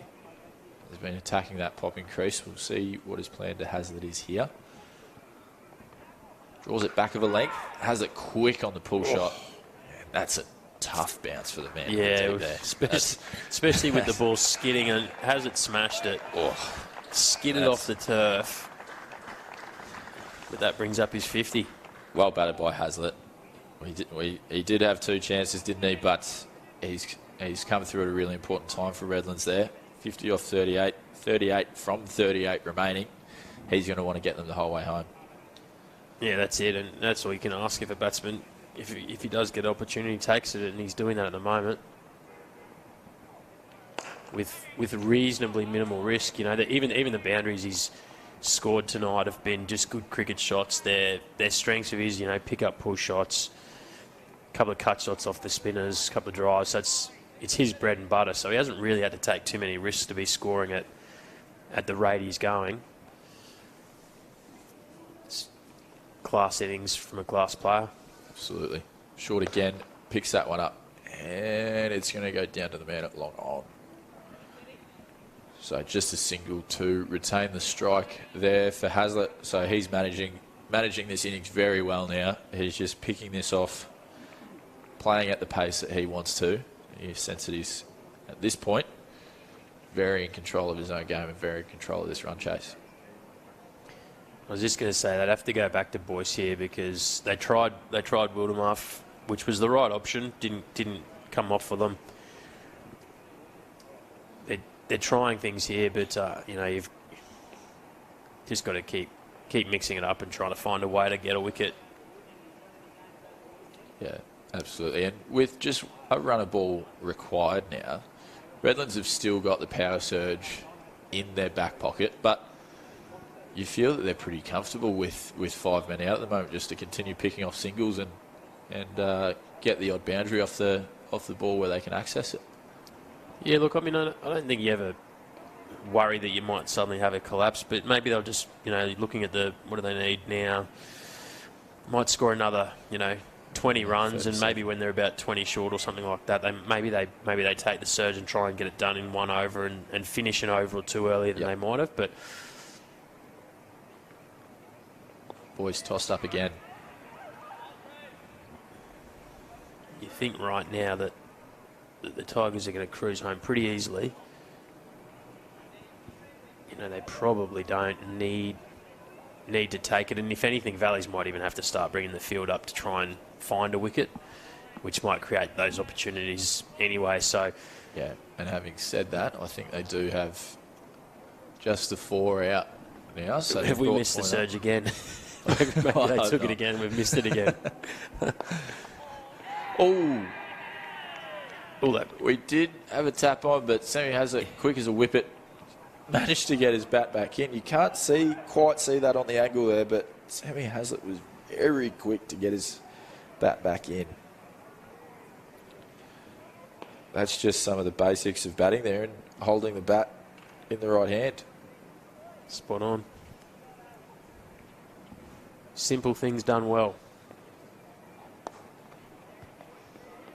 Bowling from Boyce. Pinches a dot. So you can string a couple more dots together and just stretch out that gap between runs required and balls. And he'll be happy, but trying to get himself off strike.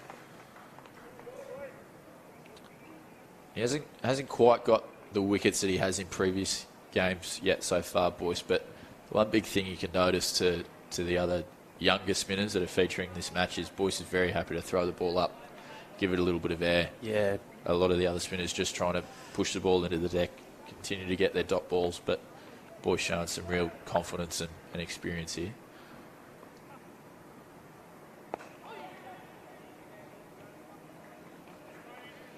And another single. And look, he's probably going to go, unless he gets gets hit somewhere, he's probably going to go around about that, 25-run mark. In a normal T20 day, you'd happily take that. But unfortunately for Valleys, they didn't have enough to defend, which means it probably didn't have the same impact it would have in another game. Yeah, exactly right. As Brennan dances down the wicket and is going to get himself a single down to long off. His has been a good little innings too, hasn't it? He said before, just supporting Hazlitt very well, and he's just knocking them around. He's picked up a boundary here or there, but he's just knocked it round, kept the momentum going without doing anything silly, no fuss. It's been a good experienced innings from the skipper. Yeah, absolutely. It has taken the pressure right off of Hazlitt at the other end. Done exactly what he needs to do with a lower target, is just build that partnership and take it deep into the match, where now with just 5 overs to go, we're going to have 33 runs remaining as the target. Xander J in again for his last over here.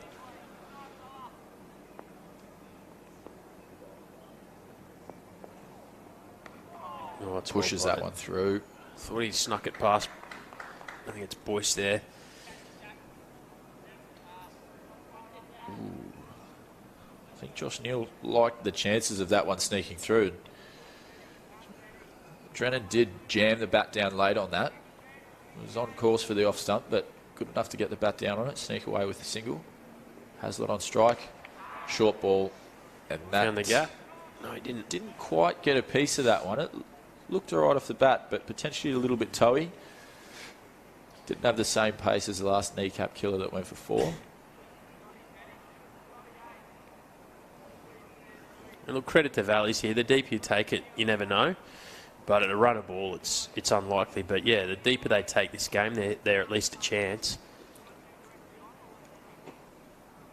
Yeah, absolutely. And I'm not going to say commentator's curse, but the theme of the night has been wickets at timely times.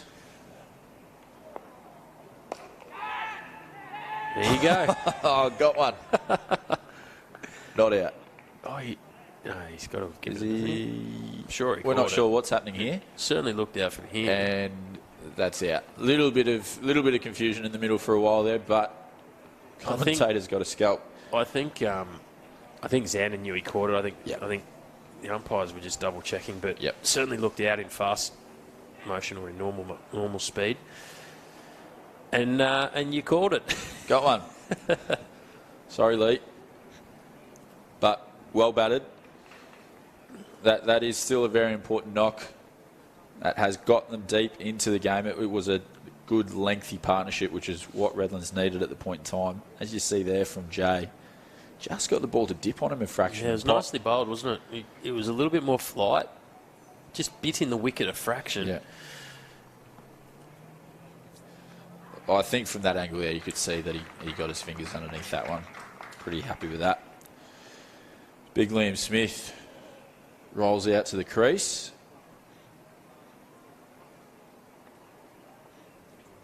Look, they could put a bit of pressure on, obviously, with a new batsman coming in. It's exactly what they needed, but Smith's been in good touch for Redlands with the bat. So was hitting them to all corners against North the other night. I'm not sure if he's known for his power game, but in a game where a couple of the big guns missed out, he certainly stepped up for Redlands and put a really good score on the board. Yeah, and I think he got some runs as well he got runs against Toomba and again against Ipswich. So I think he's been having a good little series so far and doesn't have as much work to do tonight.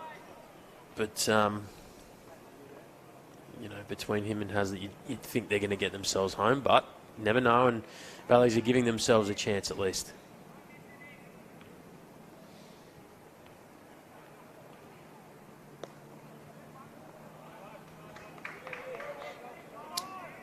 And he squeezed that one down to fine leg. Single off his first ball. Yeah, you'd have to say 2 fairly similar characters out there in the middle for Redlands at the moment. Both very calm heads. Smith just a young man plying his trade, but Another one of those good young Redlands cricketers who's plied a little bit of his trade at Queensland cricket as well. Hazlitt goes big over the leg side. Fast hands and good effort in the deep, but that's going to be 4 runs.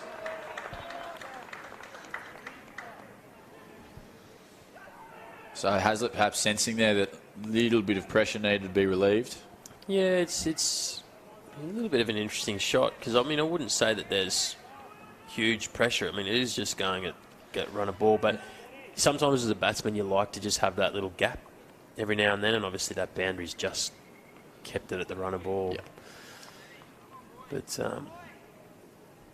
you know, batsmen these days, they can pick off a couple of boundaries pretty quick, and that run a ball can suddenly, the gap can change very quickly. So Hazlitt just, you know, keeping the run chase in check. Now it's again, just knock it around. New batsman just has to get bat on ball, hit sweepers, do those little disciplined things well, and they should be able to get home pretty comfortably. But probably not going to be done in the sort of 17th or 18th over like we possibly thought early on. It looks like it's going to go, you know, right through, but I think they'll still, you know, do it reasonably easily. Yep.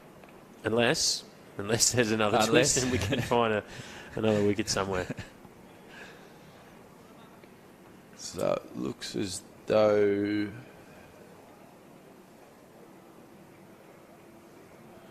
Godey back into the attack. Getting his field exactly where he wants it, bringing a couple of men 10 steps in off the boundary.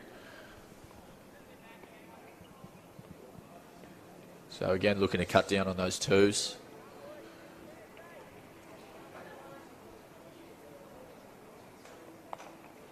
And Hazlitt could have picked that gap, but the man who they brought 10 steps off is going to cut it off, but Hazlitt is very quick between the wickets. I think it looked close in the end, but I think he's Usain bolted the last 5 steps there.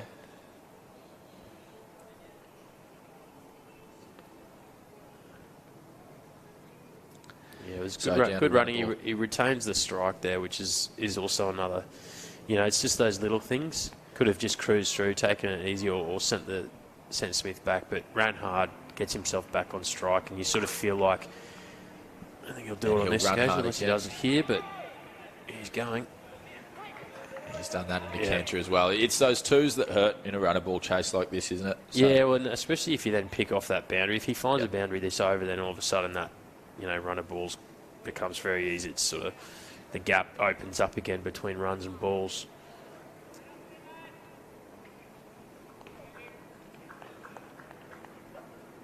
He'll be looking to get it done before the last over, but I don't think it'll be done too much before that. No.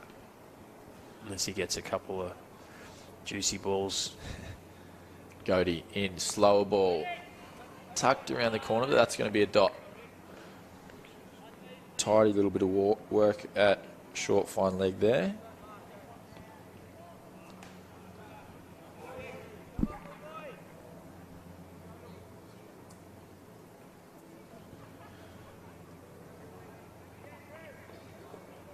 So, Godey in again, looking for another variation. Slower ball. Hazlitt's picked out the man at deep backward square, just a single. Godey's bowled quite well, hasn't he? He's taken a lot of pace off the ball and made the batsman create the pace. And, you know, he hasn't necessarily had impact in the wickets column, but he's been reasonably effective with it. And good skills in the wet conditions. Yeah, absolutely. We spoke about that due, making it a little bit tougher for a bowler like Godey that likes to roll his fingers down the side, but he's found a way.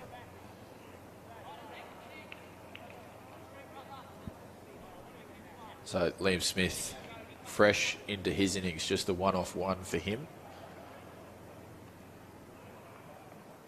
So a little opportunity here for Valleys to build a bit of pressure again at one end. A couple of dot balls here can get that run rate out this deep in an innings. But Smith has gone deep, straight down long on's throat. So a little twist in the tail here potentially. Well done, Goads. There he goes. Deserved that wicket. He's bowled pretty well. Keeps them in it. And maybe there is a last twist here. Absolutely. I was just about to say I wouldn't have minded seeing maybe bringing a fielder or two up just to put pressure on the new batsman. That would have been the wrong call because that would have been over the top for 4. Kept the man back and he's actually holed out. So probably an unnecessary shot, really. Yeah, at 20 off 20, not sure if that one off the second ball from Smith was really required. But if he pulled it off, they would have been in a really good spot. So yeah, that's it. Yeah, live by the sword, die by the sword. But still a bit of work for Redlands here. And we're going to have Mitch Owens, the Tasmanian Hurricanes contracted player, striding out. He can hold the bat too, so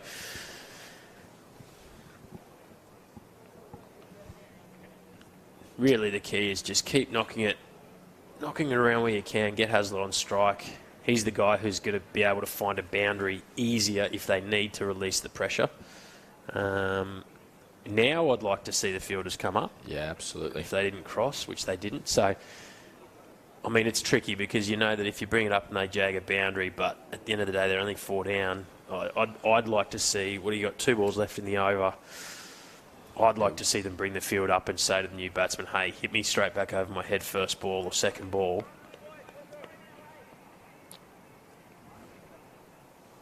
Last ball of Goaty's over here. Oh, Hazlitt really keen to get down the other end. Wowee. I'm not sure what Hazlitt's rush there was. That single would have got him off strike. Correct. It's a bit of a brain fade, maybe. Yeah. Obviously, you know, keen to keep it ticking over, but he's probably better off just sitting on the bat there. Yeah, lean on the bat. Keeping the strike, and geez, he nearly ran himself out. Wouldn't that have turned his round in a hurry? He was off too. Unless he got a funny call, but no, it looked like he just sort of decided that he thought there was a run there. Anyway, danger averted, and 20 off 18. Yeah.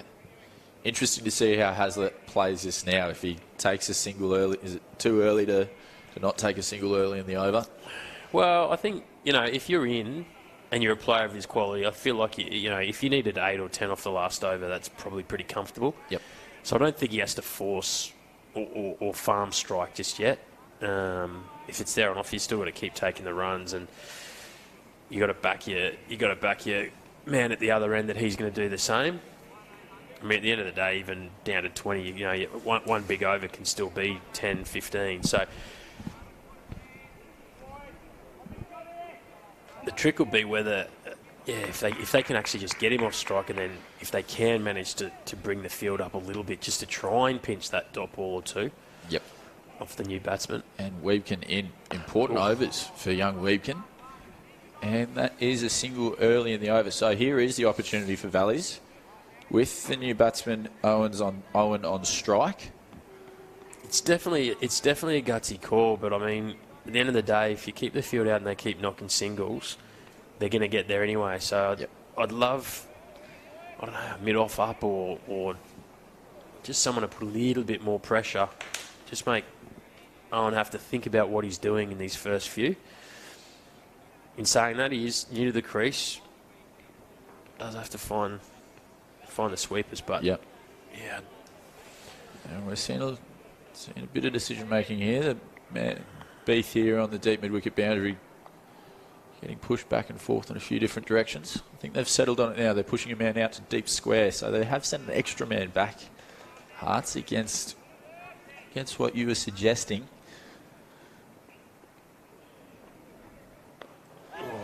He's ended up just under-edging it through the keeper for one.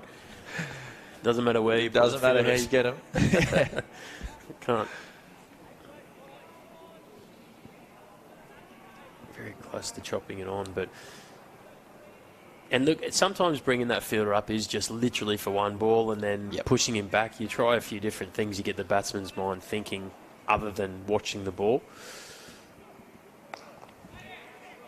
Oh, he's going to get through. A little knock on. Probably not the worst one because it gets Hazlitt off strike. I mean, he probably should have hit that to the sweeper for one, so they've got away with one there. Again, new batsman on strike might be a better result, but So 3 balls remaining in the weekend over here. 15 balls remaining in the match. 17 required. He's hit that really hard. It's skidding, but well fielded. Yeah, good job. It's the sort of one that you can easily just sort of fumble, but held his nerve there on that second bounce. I think it's Big Donald White down there. Nice and clean. Did the job. That was hit pretty firmly by Owen there. It's a good strike. 5 metres either side, and he's got himself 4. But Weebkin in again to Hazlitt. Pitched up. Get at least one. Yeah, Owen having to try and get back in his crease in the case of a touch on. Stopped any chance of 2 there, so... Getting through this over pretty well. If he can get through this last ball without a boundary, all of a sudden, there is a bit of pressure on finding the boundary. Absolutely right. And if you're Valleys, you're just trying to take it down to the last over, aren't you? Yeah, that's it. Yeah. Is anything can happen then?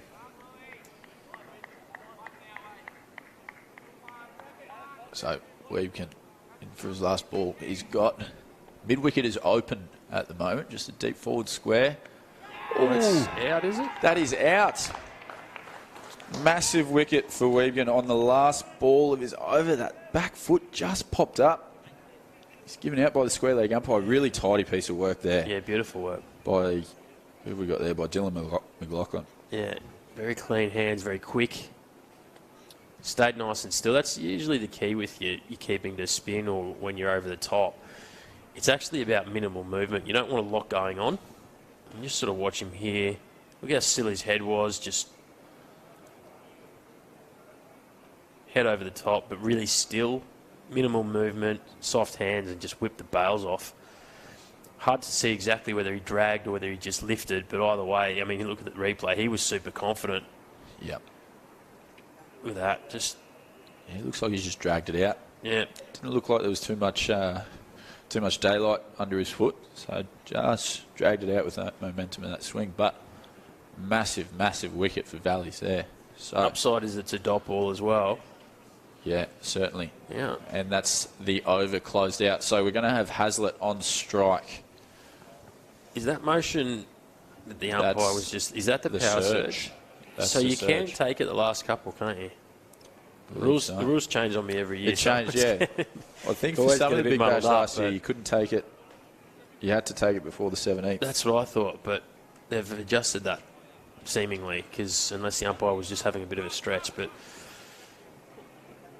we'll soon get an idea. They are going to have 2 out, so I think we've managed to be... I almost missed that, Hearts, but we've managed to catch a power surge today. So we've got a deep mid-wicket and a deep backward square.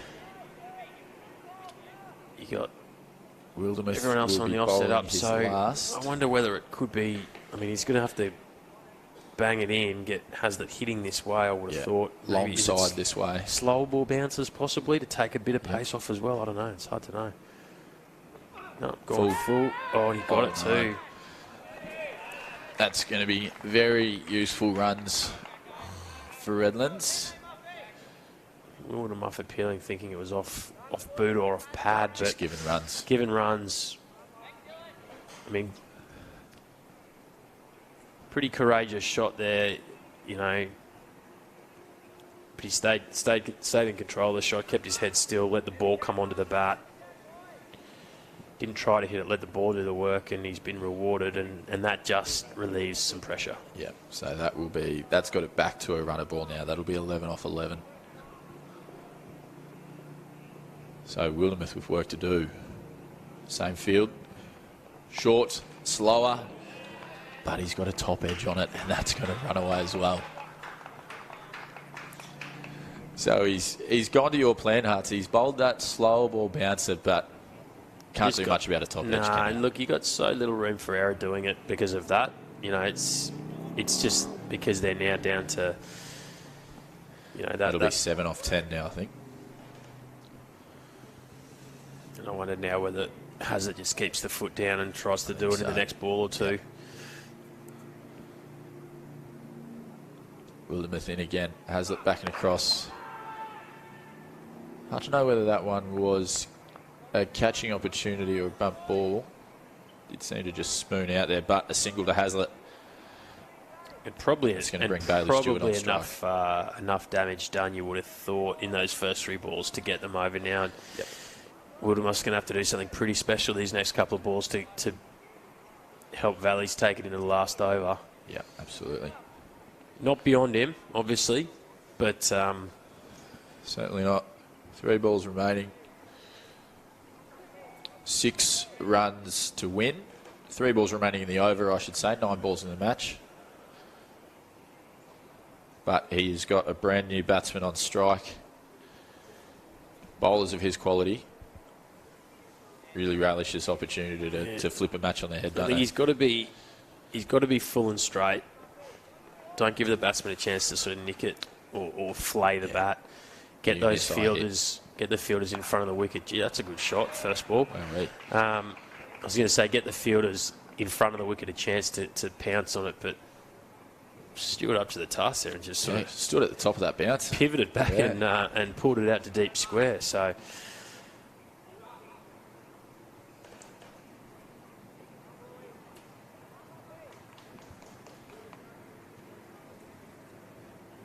just 5 runs to win now. What about one big shot back over his head? One big one. Put a little exclamation point on it.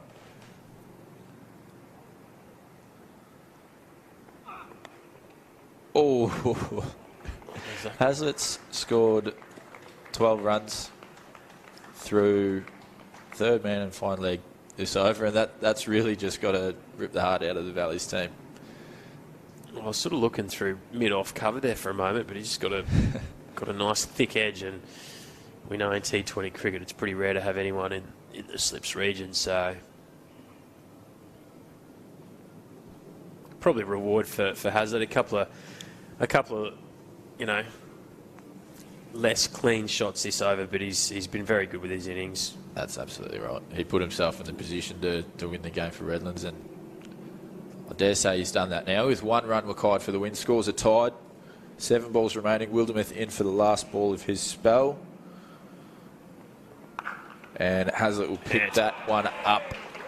4 runs straight out to square leg. That is the match. Sam Hazlitt, man of the match for mine. I'd say that's an incredible innings from him. 84 from 57 he'll end up on. That is a match-winning innings from the Redlands, Queensland Bulls, Brisbane Heat batsman. Yeah, very good. Very good innings. Benefited from a little bit of luck early, but he rode it and just controlled the innings. He found the boundary when he needed to. In between that, he just was busy. Never seemed too panicked, which you expect from Hazlitt's batting. Very calm guy. Had some good support from Drennan in the middle. Yep. That partnership, when you do look at the scorecards now, is the difference. And obviously Hazlitt himself, his innings, none of the Valleys batsmen could build on the starts they made. You look at their scorecard, and there was a lot of good starts, but nothing to finish off, and Hazlitt's done that tonight, and he's the difference. Yeah, that's absolutely right. Hazlitt going on with it, difference in the match. But ladies and gentlemen, thank you very much for tuning into Queensland Premier Cricket's presentation of this Valleys vs Redlands match at Ian Healy Oval. Thank you for tuning in on KO. We've got another blockbuster night tomorrow night on Friday. Big Friday night of sport. Northern Suburbs versus Ipswich. Back here again at Ian Healy Oval. Live on KO from 6:30. Followed by a massive weekend across all Premier Cricket grounds across Saturday and Sunday. And we'll be back on KO again on Monday night at 6:30 again at AB Field. The first game back at a brand new, newly renovated Allan Border Field between University of Queensland and Gold Coast. Hearts, thanks very much for joining me. It's been an absolute pleasure. Thanks for having me. Thank you very much. Ladies and gentlemen, good night. That's it, halfway up the sight screen, down the ground. Asking the batsmen to take the risk if they want more than a single. Full again. It's a great shot. That's a great shot. Really quick hands for that one. Pounced on that sweep shot. It over there towards the volleyball nets. Full toss. This is going to be tight. 6 runs. 6 runs. So back-to-back boundaries. Closing out is over. Really impressively. Really impressively. He's gone straight through Mcinerney there. Massive, massive wicket for Wig. Be put up in the same space. It's a great Short ball shot. from It's picked the gap Wildermuth. too. And he's pounced on that, has Drennan, and he's picked the gap perfectly. His Beautiful. team of the night has been wickets at timely times. There you go. Oh, got one. Not out. Oh, no, he's got to give Is it. he? Sure, he We're not caught sure it. what's happening here. Certainly looked out from here. And that's out. Little bit that run rate out this deep in an innings. But Smith has gone deep. Straight down Long On's throat. So a little twist. It is open at the moment. Just a deep forward square. Oh, it's out, is it? That is out. Massive wicket for Wigan on the last ball of his over. That back is open at the moment. Just a deep forward square. Oh, it's out, is it? That is out. Massive wicket for Wigan on the last ball of his over. That back foot. No, gone full. Oh, he got it too. That's going to be very useful runs for Redland. And Hazlitt will pick that one up. 4 runs, straight out to square leg. That is the match. Sam Hazlitt, man of the match for mine. I'd say that's an incredible innings from him. 84 from 57.